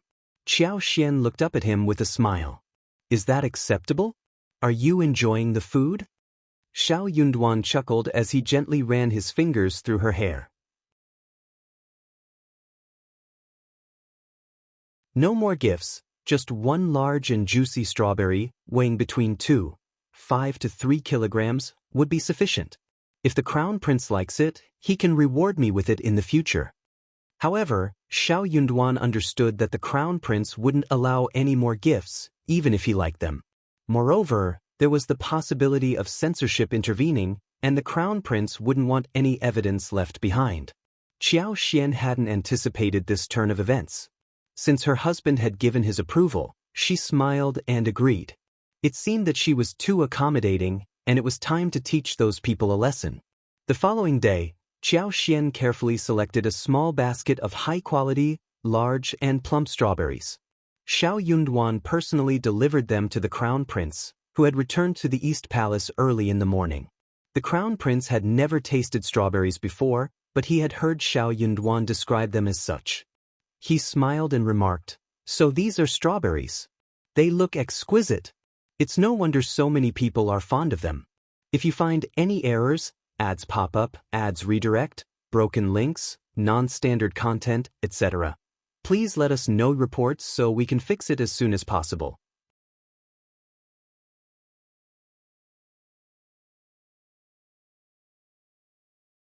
Chapter 1297. East Palace. Xiao Yunduan bowed gracefully, his smile radiant. These strawberries, a blend of festivity and exquisite taste, are at their prime season. I thought you might appreciate a sample of their freshness. The Crown Prince chuckled warmly. "Thank you, Officer Xiao." He savored 2 strawberries and nodded in approval. "Absolutely delicious."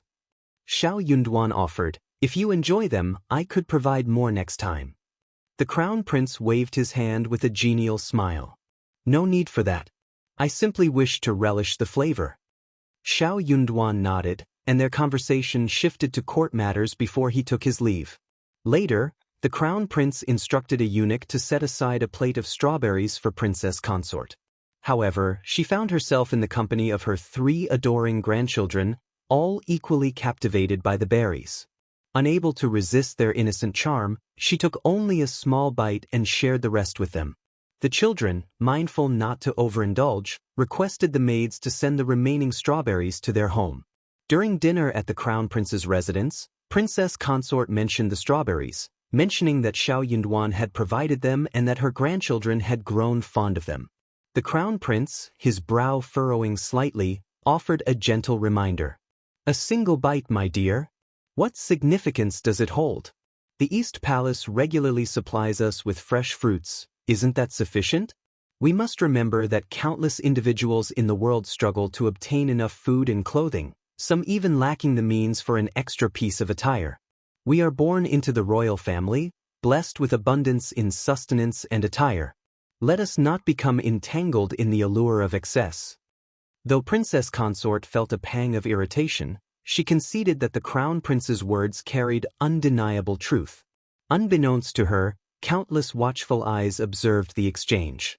She had only asked for a single bite, with the best intentions, yet she was aware that the East Palace might exploit the situation, portraying them as insatiable and oblivious to the sufferings of their subjects. She couldn't help but think, one bite shouldn't cause such a stir. I stand corrected. Your Highness, please rest assured, I have gained clarity. I will refrain from any ill-considered actions, she assured. The Crown Prince let out a resigned sigh. It's crucial to comprehend that as the heir to the throne, my actions are bound by responsibility. Princess Consort nodded, offering a reassuring smile. Of course, I understand. Inwardly, she consoled herself, considering it a temporary inconvenience she could endure. After all, it had been many years already, hadn't it? She envisioned a brighter future where the Crown Prince ascended to the throne, and she became queen, able to have everything she desired. The thought provided solace, brightening her mood. She always found comfort in these thoughts. Xiao Yunduan's visit to the East Palace proved highly effective. Everyone now remembered he was the Crown Prince's favorite.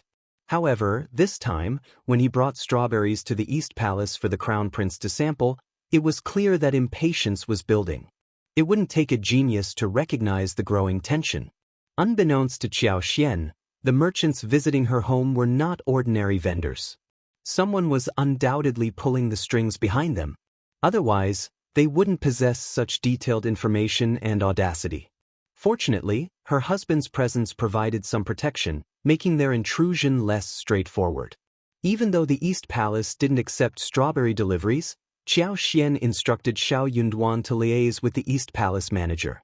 She proposed that the strawberry seedlings could be transplanted, trimming the leaves in winter while leaving the roots. Additional layers of straw could be added for insulation, ensuring a smooth passage through the winter. If you find any errors, ads pop up, ads redirect, broken links, non-standard content, etc., please let us know reports so we can fix it as soon as possible.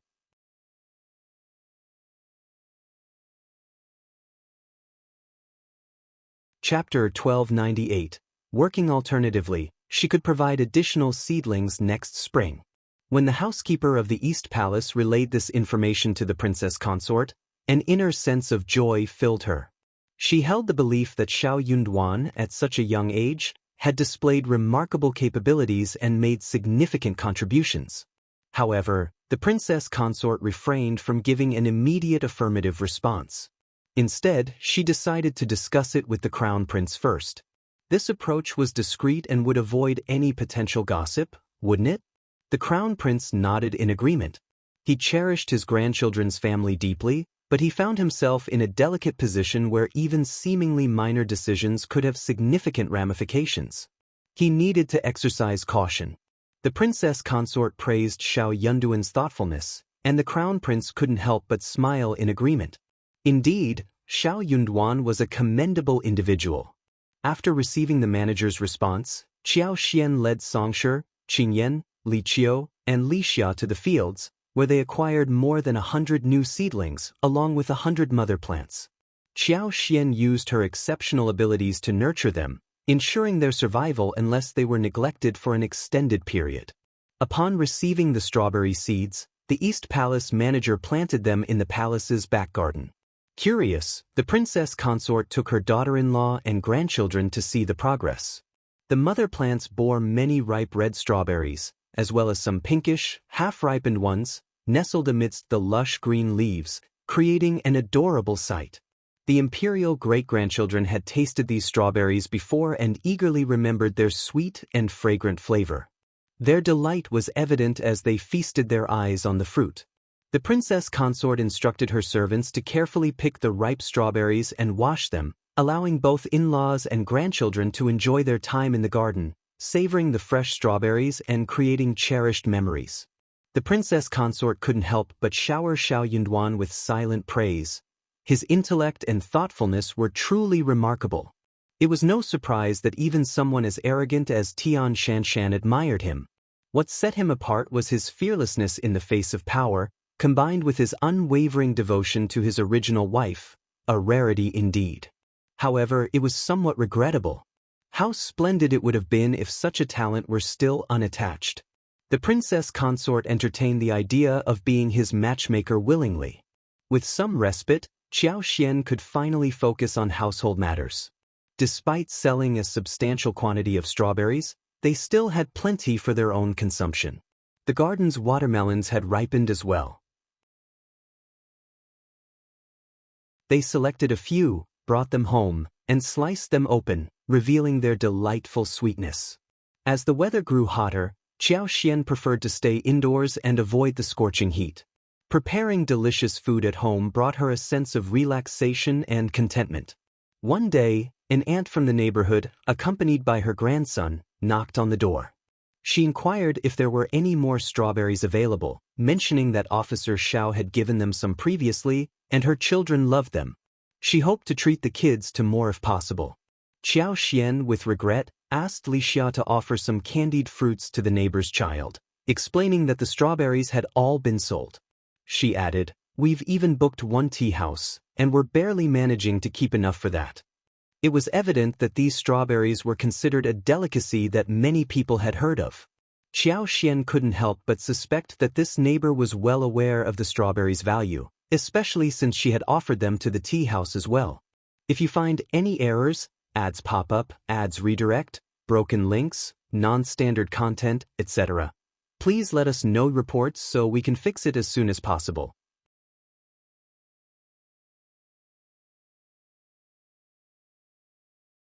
Chapter 1299. Peaceful.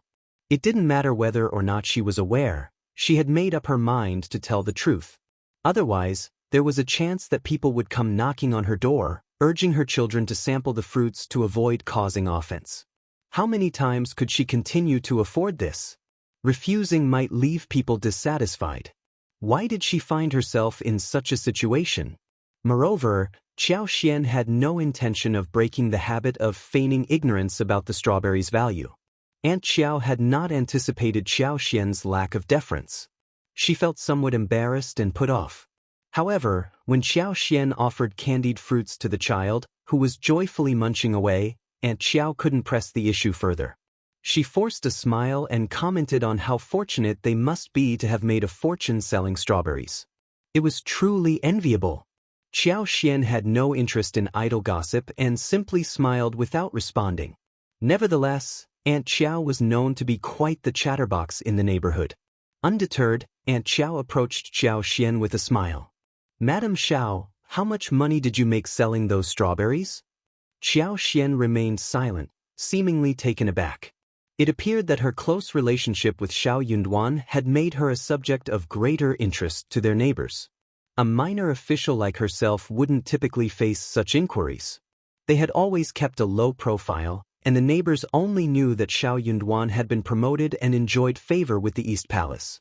However, Xiao Yunduan and Qiao Xian had maintained their usual demeanor, leading everyone to overlook them. She had once thought that it was just a rumor, that the East Palace held her in high regard. But it seemed that was all it was, a rumor. The residents of the imperial city differed from those in smaller towns. They didn't fear officials, having encountered princes, kings, young scions of nobility, and monarchs' heirs on the streets. Their composure was evident. Otherwise, the aunt wouldn't have persistently inquired about strawberries and Qiao Xian's earnings. "I don't make much, just enough for a modest living. I only need to make 2 sets of clothes a year." "Really? That seems too modest." "That's the truth." Observing Qiao Xian's unwavering smile, the aunt realized she wouldn't glean any more information. She pursed her lips, muttered a few words, and departed with the child in tow.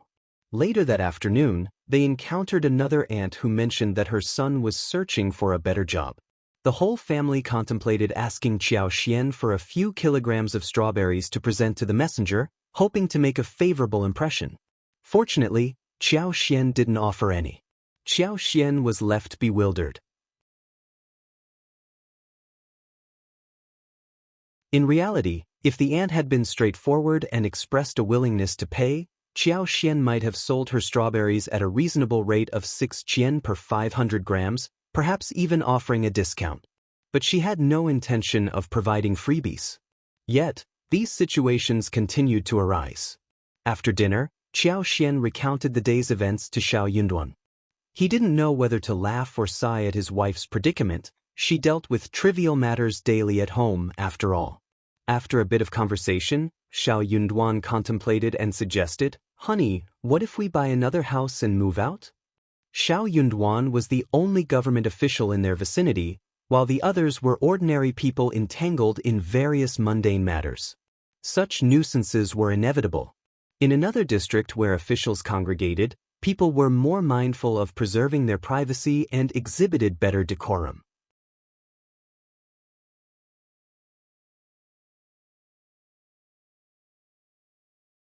Chapter 1300, Princess Consort. Qiao Xian felt a slight sense of motivation, but the thought of dealing with Madame Lin and Madame Su made her abandon the idea. She smiled and shook her head, saying, "This place is the best option. I can manage it here. I believe it's unwise to relocate. Dealing with those officials can be even more troublesome. Their words are often veiled, and one must navigate their intentions through intricate twists and turns. A misstep could easily offend someone. It's truly vexing." Xiao Yunduan found her amusing and pulled her close for a kiss. "All right, as you wish. If you ever encounter any difficulties, remember to inform me. You needn't resort to being a bad person, I'll handle it." Being an officer, Xiao Yunduan had the authority that demanded respect. The residents of the imperial city were both knowledgeable and tactful, and they understood the nuances of diplomacy. Qiao Xian responded with a smile. Xiao Yunduan's gaze grew intense as he held her tightly. "It's getting late, let's take a break." Qiao Xian met his gaze, and her heart raced. She blushed and averted her eyes, whispering, "All right." Xiao Yunduan lifted her in his arms and headed back to the bedroom. In early summer, roses were in full bloom and durian flowers blazed with crimson. Peonies were also at their peak. During this splendid season, women in the capital often hosted various grand events to appreciate the flowers. Some had extended invitations to Qiao Xian, including the wives and daughters-in-law of Xiao Yunduan's colleagues or those connected to officials from the Crown Prince's faction. Social engagements were inevitable. While Qiao Xian preferred to prepare delicious meals at home and spend her husband's breaks exploring mountains, visiting lakes, and enjoying the landscapes of Yunshui town, she couldn't decline these invitations. Due to Xiao Yunduan's youthful promise and his high standing in the East Palace, the women always held back their true feelings around Qiao Xian. Some may have displayed their disdain through their attitudes, but none dared to voice it aloud. Qiao Xian, however, was never one to subscribe to such notions. She remained unruffled. The fact that Xiao Yunduan had turned down Tian Shanshan and chosen her was enough to arouse jealousy and resentment among many women for his sake. How could a concubine's daughter like her be so fortunate? Some even envied the financial success Qiao Xian and Xiao Yunduan had achieved at such a young age since their arrival in the capital. They had purchased a house and over 1,000 mu of land. It was rumored that a small plate of strawberries at Jinquan restaurant cost nearly 1 tael of silver, and carrying more than 500 grams cost over 2 liang. Qiao Xian could supply more than 50 kilograms a day. How much could they potentially earn in a month? Some couldn't help but utter sour remarks in her presence, all of which Qiao Xian skillfully deflected with a smile. She preferred not to retaliate, as she didn't want to come across as confrontational. However, one day, someone visited the East Palace, and Princess Consort personally sent a message, informing her of their plan to visit the fourth prince's residence for a flower viewing event the next day. It was an invitation extended by the fourth Princess Consort. Qiao Xian couldn't decline Princess Consort's request, but inwardly, she felt a tinge of annoyance. What was the fourth princess consort's intent? If she genuinely wanted Xiao Xian as a guest, she could have simply sent an invitation. Yet, instead of mailing an invitation, she had Princess Consort deliver the message personally.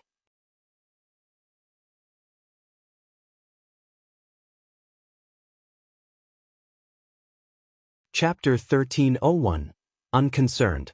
But Princess Consort had indeed given them those instructions. Xiao Xian had initially planned to inform Xiao Yunduan about this matter. She believed that if Xiao Yunduan knew about it, he would be equally perturbed. Perhaps it was the fourth Princess Consort's strategy, and it might not be worth the effort. Consequently, she decided to maintain her silence and observe the fourth Princess Consort's intentions closely. She was determined to discern the fourth Princess Consort's motives. Xiao Xian refrained from disclosing the actual situation and instead informed Xiao Yunduan that the fourth Princess Consort had extended an invitation for her to visit the mansion for a flower-related event. Anticipating that the fourth Princess Consort would inevitably invite the Princess Consort to the banquet, Xiao Yunduan instructed Xiao Xian to seek the Princess Consort's support.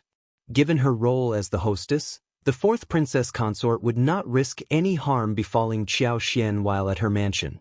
Xiao Xian responded with a smile. Meanwhile, at the East Palace, Auntie Fu couldn't help but express her disapproval to the Princess Consort, saying, "You shouldn't have agreed to the fourth Princess Consort's proposal today. It's quite humiliating." She invited Madame Xiao, and the next invitation should rightfully go to her. "How can it be like this?" The Princess Consort smiled indifferently and replied, "Who would have anticipated that we would encounter her at court today? Initially, I believed she had no intention of inviting Madame Xiao, but she brought it up, and considering she's my sister-in-law, I couldn't refuse such a trivial request. That would be too stingy." Auntie Fu fell silent for a moment before suggesting, "But Madame Xiao is the spouse of an esteemed officer, and Officer Xiao is highly regarded by the Crown Prince. The fourth Princess Consort clearly doesn't hold Madame Xiao in high regard. We could issue one more invitation."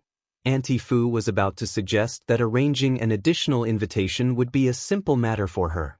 However, the Princess Consort hesitated. "Aunt, that might not be appropriate. Madame Xiao and Officer Xiao could misinterpret our intentions. Besides, Miss Qiao is Miss Qiao, isn't she? In all fairness, I feel sorry for Officer Xiao. Sister-in-law, even without mentioning her explicitly in the invitation, you've already expressed a high regard for her. I'm sure she'll be quite pleased. Do you think she'd pity herself instead?" Princess Consort cast a disdainful glance. She believed Madame Xiao was ill-suited for the occasion. Auntie Fu was left momentarily speechless but then smiled. Madame Xiao may not be accustomed to such affairs. Princess Consort, it's essential for you to look after her when we visit the fourth Princess Consort's mansion tomorrow. Remember, if she were to embarrass herself, it would reflect poorly on you as well, and that wouldn't bode well for Officer Xiao. Princess Consort nodded with a hint of distaste. "You're right. She's accompanying me, so her actions do reflect on me. Tomorrow, you'll be responsible for ensuring she doesn't make a spectacle of herself." As for herself, she had too many other matters to attend to. That's what Auntie Fu was there for, and Princess Consort acknowledged it with a nod and a faint smile. Princess Consort gave Auntie Fu a meaningful look and added, "If she behaves inappropriately, don't hesitate to reprimand her. If she doesn't heed your advice, just inform her that it's my directive." Auntie Fu replied, "Yes, Princess Consort." The following morning, Xiao Yunduan chauffeured Xiao Xian and Li Xia, while Qingyan handled the wagon. As Xiao Xian boarded the wagon with assistance, Xiao Yunduan couldn't resist squeezing her hand. She responded with a warm smile, and Xiao Yunduan reciprocated with a smile of his own. Once she was settled in the wagon, he headed to the Ministry of Revenue's governmental office. Xiao Xian arrived at the East Palace ahead of time, and the Princess Consort joined her later.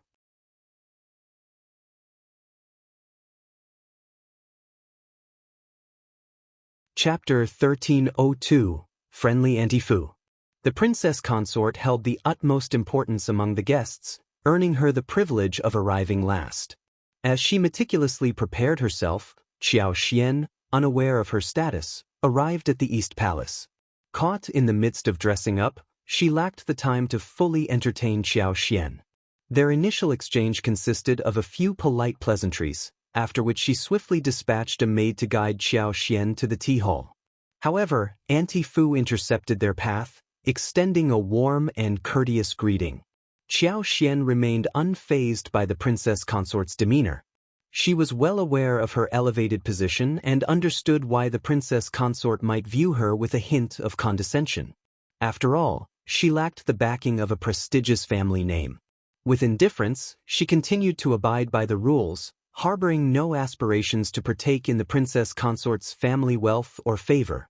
Thus, she refrained from ingratiating herself. Auntie Fu's friendly yet respectful manner induced a touch of guilt within Qiao Xian. Inwardly, she couldn't help but envy the competence of servants honed by noble households. Engaging in conversation, Qiao Xian and Auntie Fu discussed her attire. She couldn't help but express her uncertainty. "Auntie, please don't mock me. I've never attended such a grand banquet, and I'm quite unfamiliar with proper attire. My only wish is to present myself decently. I hope I haven't transgressed any protocols." Auntie Fu couldn't help but appraise Qiao Xian. She was adorned in embroidered garments with delicate borders, a white-collared intermediate attire, a tasteful plum blossom knot adorning the collar's peak, and a pleated skirt accentuated with white silver threads. Her ebony hair was elegantly coiled into a graceful horse bun, secured with a golden hairpin adorned with pearls. One side of the hairpin sparkled with emerald and red sapphire blossoms, while the other featured two exquisite begonia silk flowers. Interspersed among them were dainty hairpin flowers, adding an exquisite touch to her appearance.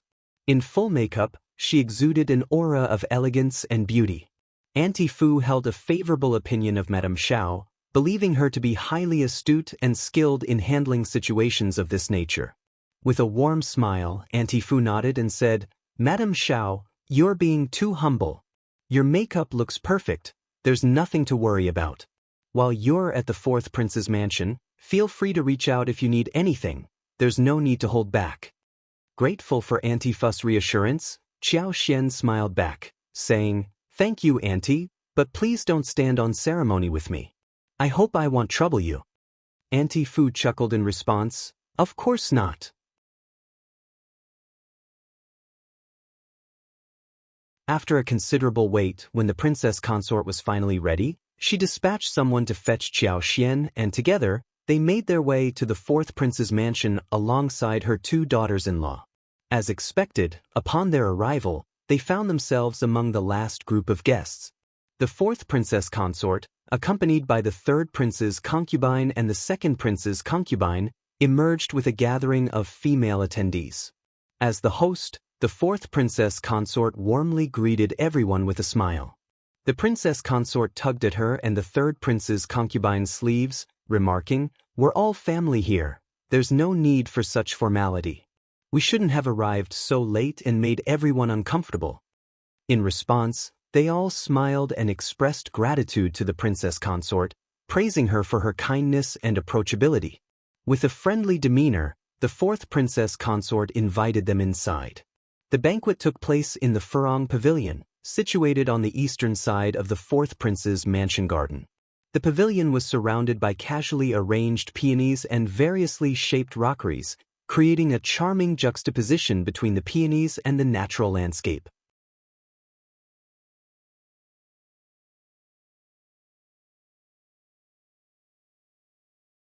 Chapter 1303, Purpose.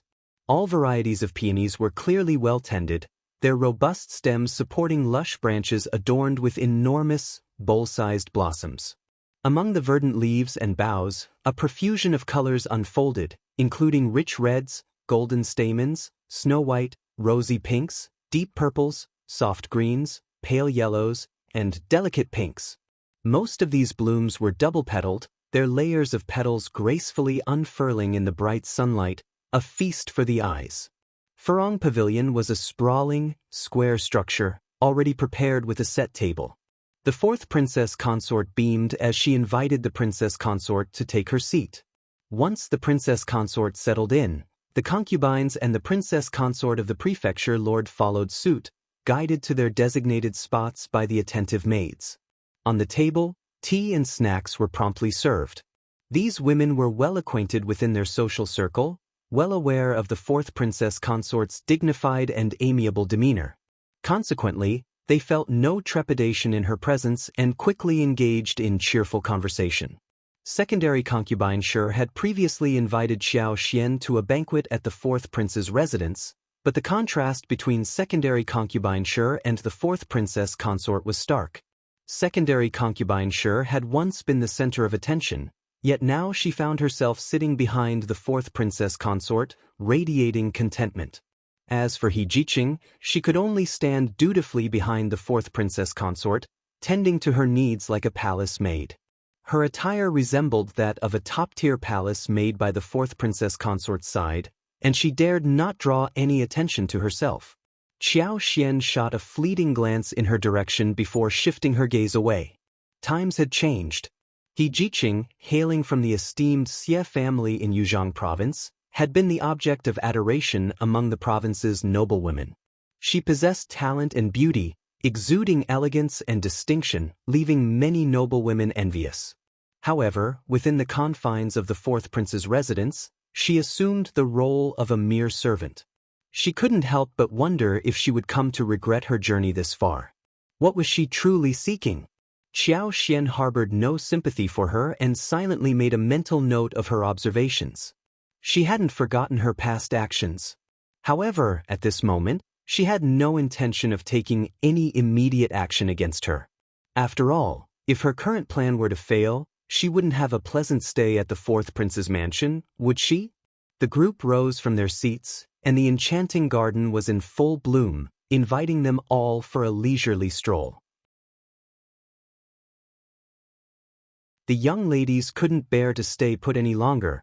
They eagerly joined their closest friends, relishing their time together. The fourth princess consort remained in the company of the princess consort. Tian Shanshan, the fourth prince's cousin, was also in attendance. She cast a contemptuous glance in Xiao Xian's direction and offered a sly smile. But as long as Tian Shanshan was around, none of the ladies from other pavilions or the young madams dared to approach Xiao Xian or extend greetings. They didn't want to cause any inconvenience for Lady Tian. Furthermore, most of the guests aligned with the fourth princess consort were firmly on the fourth prince's side, leaving Xiao Xian with little support. Xiao Xian comprehended the situation well. She had no desire to forge new connections. They were about to embark on a carefree, nonchalant stroll with Li Xia when a passing maid accidentally spilled half a pot of tea on Li Xia. Li Xia let out a startled scream. Xiao Xian was taken aback as well. She quickly reached out to Li Xia. "Is it hot?" Lixia's complexion shifted between shades of red and white as she nervously shook her head. The tea wasn't scalding, but it was uncomfortably warm, making her flinch.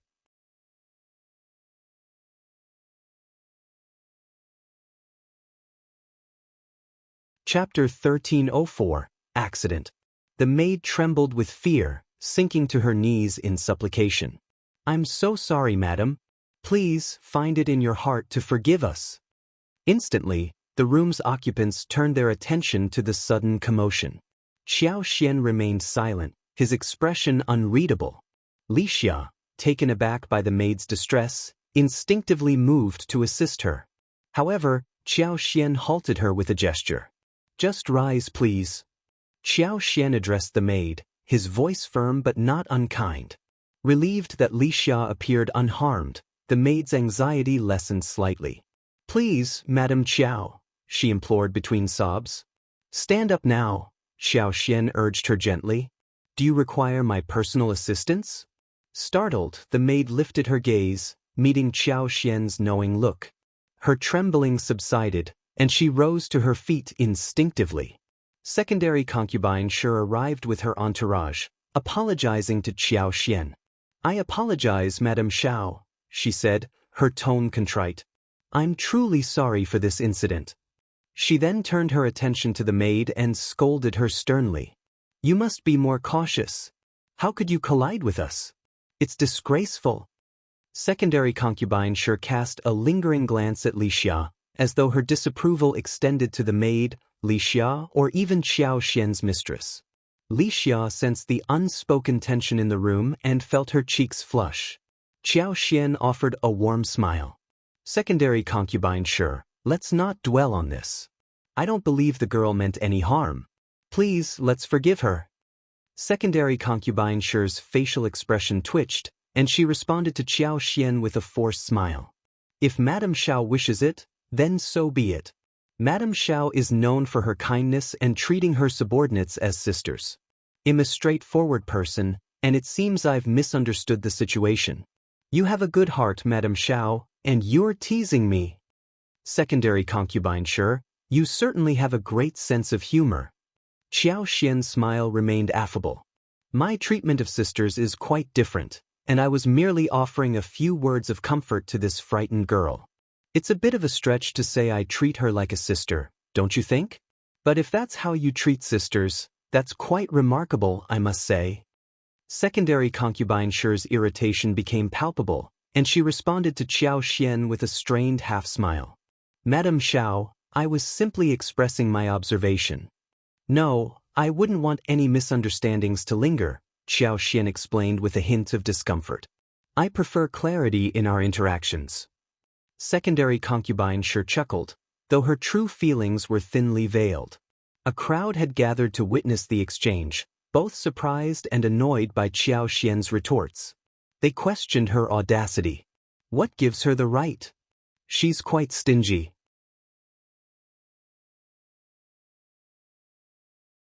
Her words are as sharp as a marketplace quarrel, and she seems to relish confrontation. Not very dignified. Etiquette? She clearly has none. Secondary concubine Shi found solace in the chorus of agreement, casting a triumphant look at Qiao Xian. Internally seething, Qiao Xian sneered. Do you really think I lack etiquette?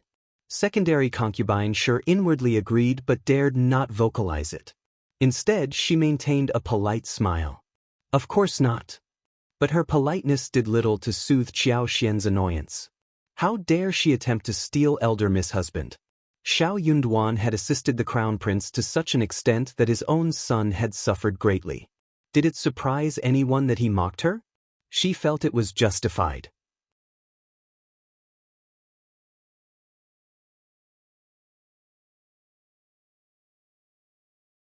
Chapter 1305. None of her business. That's excellent. Qiao Xian exclaimed with a radiant smile and a touch of pride in her voice. My husband always praises my virtues and impeccable manners. He truly believes in my goodness. Secondary concubine Shi. She was unable to dispute Xiao Yunduan's opinion. This revelation surprised many, causing their gazes to shift instinctively towards Tian Shanshan. Tian Shanshan maintained a composed exterior, but beneath the surface, anger simmered. She couldn't fathom why everyone was fixated on her. Their comments had nothing to do with her. In the distance, the fourth princess consort and her entourage approached, overhearing the conversation. One of the prefecture lord's princess consorts chimed in with a sly smile. Madame Xiao is quite sharp-witted. After all, a concubine's daughter is just that, a concubine's daughter.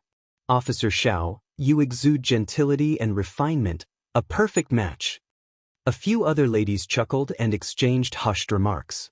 The fourth princess consort chose to remain silent. Princess consort felt a twinge of embarrassment, her refined nature clashing with Qiao Xian's assertiveness. She couldn't help but resent that Qiao Xian's competitiveness might tarnish Officer Xiao's reputation. Qiao Xian, a mere concubine's daughter, seemed to be making matters worse. Princess consort even regretted not declining the fourth sister-in-law's invitation the day before. She shouldn't have brought Qiao Xian along. Auntie Fu sighed inwardly, observing Princess Consort's lack of response. Princess Consort epitomized dignity and grace, always mindful of her image to avoid any criticism for impoliteness or lack of virtue. However, there were times when she went to great lengths to maintain this facade. Secondary concubine Shi's actions were clearly aimed at humiliating Madame Xiao, an injustice that shouldn't be allowed to persist. Madame Xiao had been brought to this gathering by Princess Consort, and it was incumbent upon her to defend Madame Xiao, especially when Officer Xiao possessed such exceptional talents. If Madame Xiao were to become deeply upset and complain to Officer Xiao, what impression would it leave on him? Auntie Fu, though aware of this delicate situation, dared not voice her concerns. She offered a reassuring smile and said, "Princess Consort, allow me to check on the situation." Princess Consort nodded and exchanged a meaningful glance with Auntie Fu, conveying her desire for Auntie Fu to discreetly remind Qiao Xian to maintain her composure. This unspoken communication left Auntie Fu sighing inwardly. With a warm greeting, Auntie Fu approached them and suggested, "Concubine, Madame Xiao, perhaps it's time for Li Xia to change her attire?" Secondary concubine sure nodded with a smile, admitting, "You are right, I almost forgot about that." She then singled out one of the maids and instructed, "Li Xia, go change your clothes."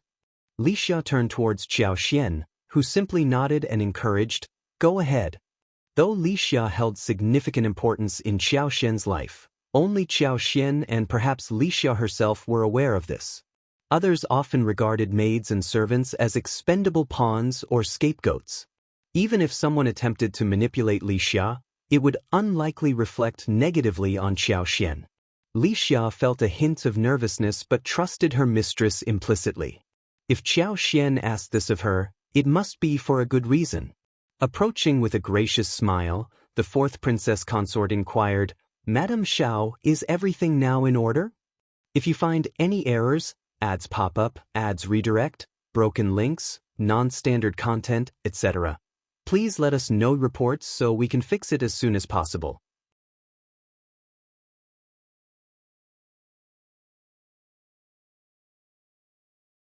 Chapter 1306, Xiang Rui. Qiao Xian graciously bowed her head and flashed a warm smile.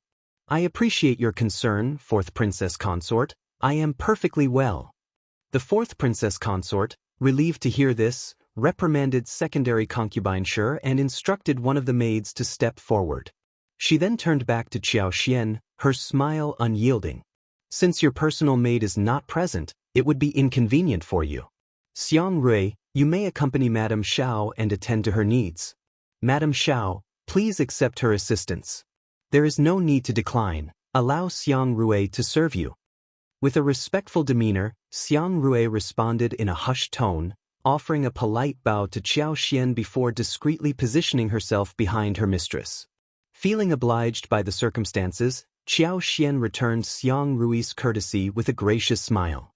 The fourth princess consort beamed and extended an invitation to all present to enjoy the blooming flowers. While some of these peonies were of a rare and superior quality, they lacked the visual charm one might expect.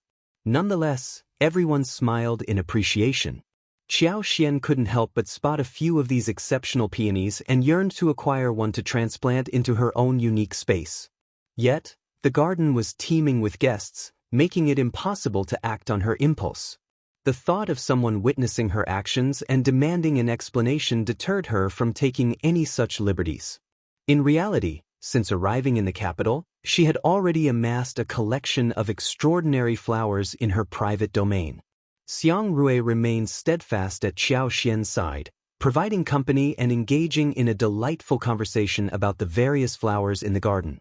Qiao Xian, unwilling to vent her frustrations on a mere maid, found herself genuinely captivated by the conversation, especially considering her profound interest in flora and her extraordinary abilities. They continued to exchange pleasantries with Xiang Rui, immersing themselves in the world of blossoms and botany. After a while, a housekeeper approached them, wearing a reassuring smile.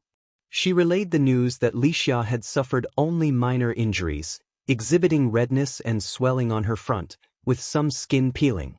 Li Xia had already received medical attention and was now being treated with ointment. A full recovery was expected within a few days, with no lasting scars to worry about. However, it would be preferable if she could remain in her quarters and avoid this place altogether. Qiao Xian furrowed her brow and gave a solemn nod. She was determined not to allow Li Xia to be scarred. Even if the doctor had mentioned the possibility of scarring, Qiao Xian was resolute in her decision to prevent it from happening.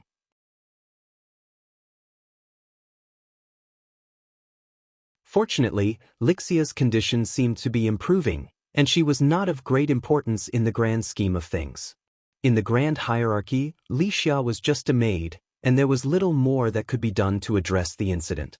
Xiang Rui continued to attend to Qiao Xian's needs. Following their meal, they gathered in the hall for tea and lively conversation, discussing the latest fashion trends, accessories, cosmetics, and rouge popular in the capital. As the time to depart approached, Princess Consort was the first to take her leave, and those engaged in conversation rose to bid her farewell. Qiao Xian accompanied Princess Consort, and as the princess departed, she followed suit. Lixia had also been brought along. The two exchanged a glance, and Lixia offered a reassuring smile, assuring Qiao Xian that everything was fine. Qiao Xian acknowledged her with a subtle nod. The fourth Princess Consort wore a pleasant smile and turned her attention to Qiao Xian. "Madame Xiao, what are your impressions of Xiang Rui? I hope you did not feel inconvenienced." Qiao Xian replied graciously, "Fourth Princess Consort, you jest. Miss Xiang Rui is remarkably well-mannered and attentive. It is evident she hails from the prince's mansion. She is truly exceptional. In your case, Madame Xiao, it seems destiny has played its hand, and I am inclined to bestow Xiang Rui upon you. Xiang Rui, please serve Madame Xiao diligently, and ensure you do not bring any disgrace upon me or the fourth prince's mansion, understood?" The unexpected announcement left everyone in astonishment, including Qiao Xian herself. Xiang Rui nodded in acknowledgement and offered a respectful kowtow to the fourth Princess Consort. She then stood and positioned herself behind Qiao Xian, as if she were now exclusively in her service. If you find any errors, ads pop up, ads redirect, broken links, non-standard content, etc., please let us know reports so we can fix it as soon as possible.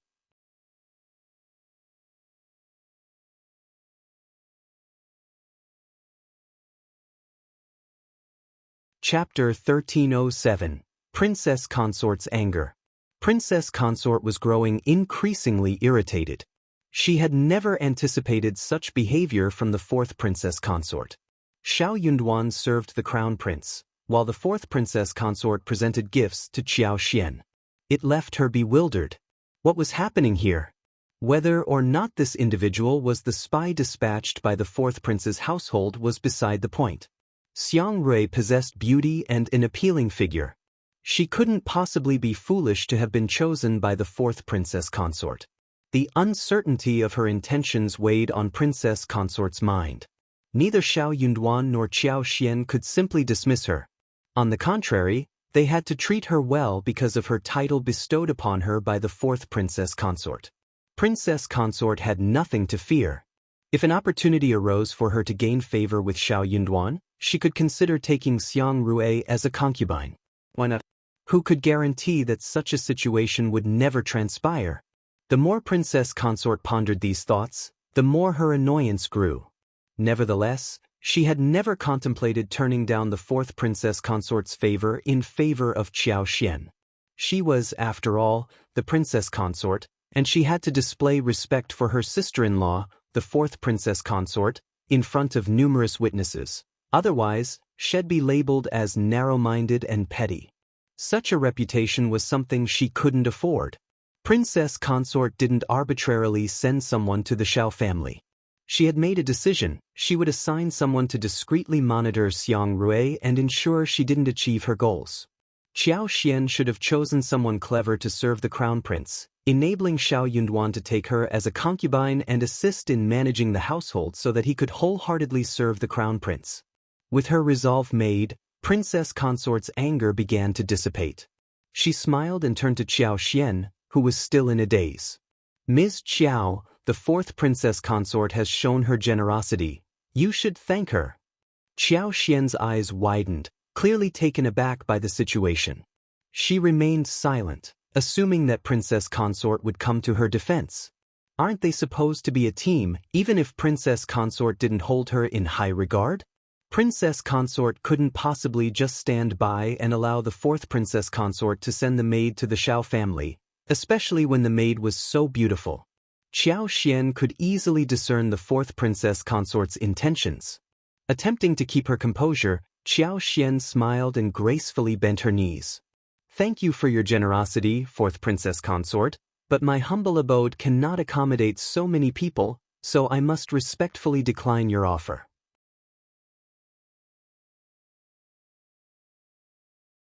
Gasps filled the room as people exchanged bewildered glances. Had Miss Qiao lost her mind?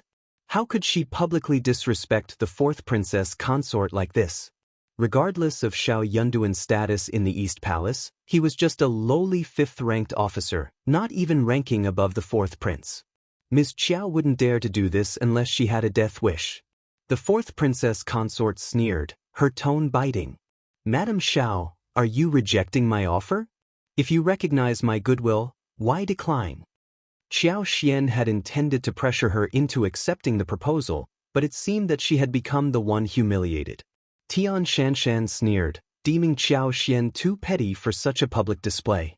What noble wife from a prestigious family would act so ignorantly? Qiao Xian responded, her voice firm, I am not worthy of such kindness. Ridiculous!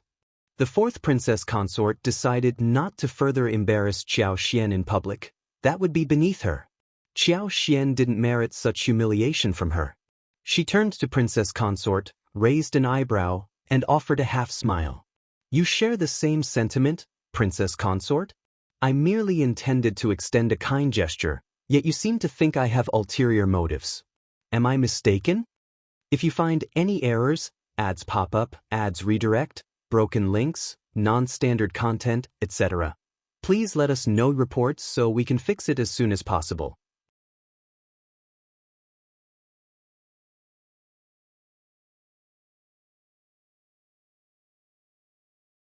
Chapter 1308, No Harvest.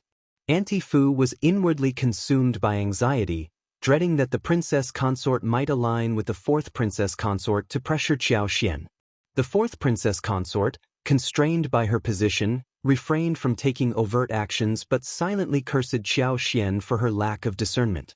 However, Qiao Xian remained resolute in accepting the princess consort's proposal.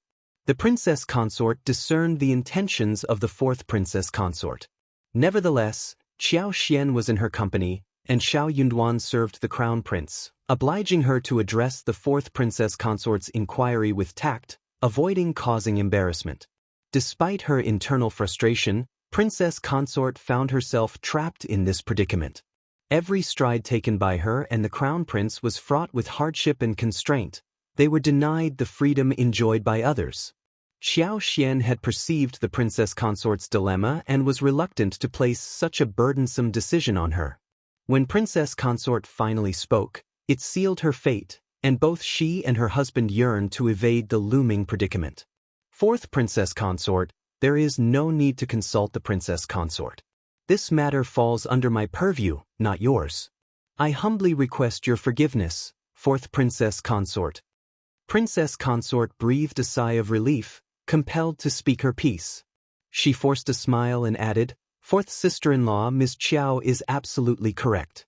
Miss Qiao is a timid soul and does not merit any rewards. Fourth sister-in-law, rest assured. Bah! The fourth princess consort responded with a derisive scoff. Internally, the princess consort sighed deeply and continued with a strained smile. This young lady is called Xiang Rui, correct?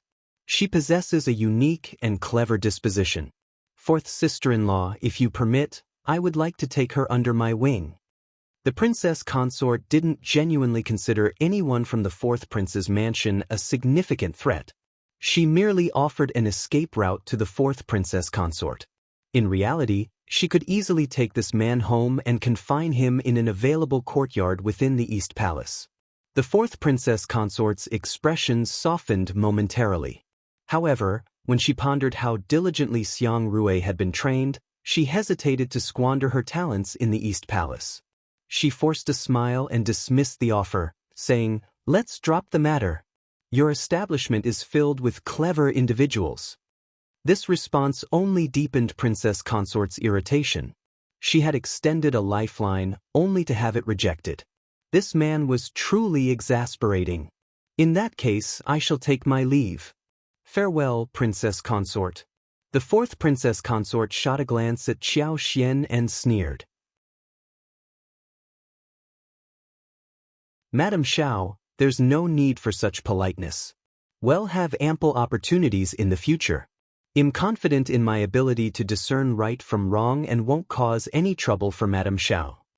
Qiao Xian averted her gaze, as if she hadn't heard the comment. The fourth princess consort regarded her with disdain. Subsequently, Princess Consort, her daughter-in-law, and Qiao Xian departed. Others followed suit until they had all departed, leaving an atmosphere of palpable humiliation that discouraged onlookers from remaining. Princess Consort harbored considerable displeasure toward Qiao Xian. She instructed someone to inform Qiao Xian that she was fatigued and that she could head home directly. Qiao Xian yearned to distance herself from the Princess Consort and her family. Upon returning home, she consoled Li Xia and inquired about the extent of her injuries. Seeing Lixia's diminished anxiety, she found some solace. Initially, Li Xia felt tremendous guilt, blaming herself for her carelessness and the humiliation inflicted upon Madame Yuezheng. Qiao Xian shook her head gently. Someone is orchestrating these events against us. We can't entirely evade them. Try not to dwell on it. Li Xia remained bewildered for a while, only regaining her composure after some time. Was this a deliberate trap? She hadn't sensed it at all. Her despondency deepened. If she couldn't evade these schemes, she risked causing problems for Madame Qiao. She resolved to be more cautious in the future. If you find any errors, ads pop up, ads redirect, broken links, non-standard content, etc., please let us know reports so we can fix it as soon as possible.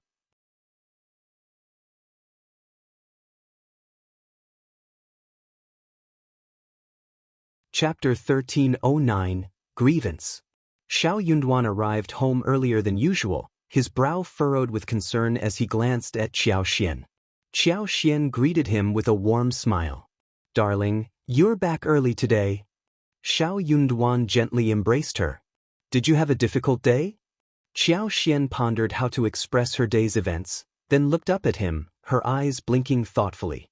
I encountered some individuals who tried to intimidate me, but I stood my ground, so I don't feel aggrieved. A trace of guilt crossed Xiao Yunduan's face. You shouldn't visit those places anymore. He wished they could spend time with familiar acquaintances, but he was wary of the palaces and residences of princes, kings, and monarchs. Qiao Xian offered a reassuring smile. I thought you might want me to be present there. Working for the crown prince, she assumed he'd appreciate her visits to these prestigious mansions. Xiao Yunduan clarified, not unless there's a special occasion with a distinguished guest. All right, I won't go then, Qiao Xian agreed.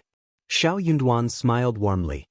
If anything like this happens again, I'll stand up for you. That's reassuring, Qiao Xian replied as they both took their seats. I feel like I've helped you eliminate some undesirable connections. Xiao Yunduan was taken aback and quickly said, No, that's not true. If you've heard anything suggesting otherwise, someone must be trying to sow discord between us. Qiao Xian was torn between laughter and tears. I never suspected you. I just didn't explain myself clearly. Earlier today, when we were leaving, something happened involving the fourth princess consort. Qiao Xian proceeded to recount the entire incident, including how tea had been accidentally spilled on Li Xia and the persistent actions of the maid named Xiang Rui. Xiao Yunduan scowled. The fourth princess consort is truly insufferable. Qiao Xian reluctantly accepted the proposal, realizing that this man was a persistent source of trouble that couldn't be easily shaken off. She put on a brave smile. I turned down their offer directly, but it might make me seem jealous. Darling, if anyone speaks ill of me, you must come to my defense. We should have declined their offer. We have no real connection to the fourth prince's mansion, and accepting such gifts for free would be improper. My dear, you have no reason to be jealous. It's simply a matter of propriety. I'll be the first to reject anyone who dares to speak ill of you. Really? Don't forget that promise, my love. Xiao Yunduan grinned. I won't forget. I won't let anything harm Xian, even if it means serving the crown prince. Qiao Xian felt a warm rush of affection. Her husband remained the same caring and protective man she had always known, which brought her comfort. Some things couldn't be compromised, no matter how challenging the circumstances. The more Princess Consort contemplated this situation, the more irritated she became. Once the maids had been dismissed, and only Auntie Fu remained to attend to them, Princess Consort couldn't contain her frustration any longer. She slammed her hand on the table and vented her anger. Miss Qiao is incredibly foolish. She's just a servant, and Xiao Yunduan has no interest in Tian Shanshan. He won't be ensnared by a mere maid. What's the point of her taking her back home? Our estate is far too grand for her to reside in. And to humiliate the fourth Princess Consort right in front of me. Didn't she realize how embarrassing that is for me? You're tuning in to the Wandering Hero YouTube channel. Don't forget to subscribe and join us on this journey to catch the most captivating stories.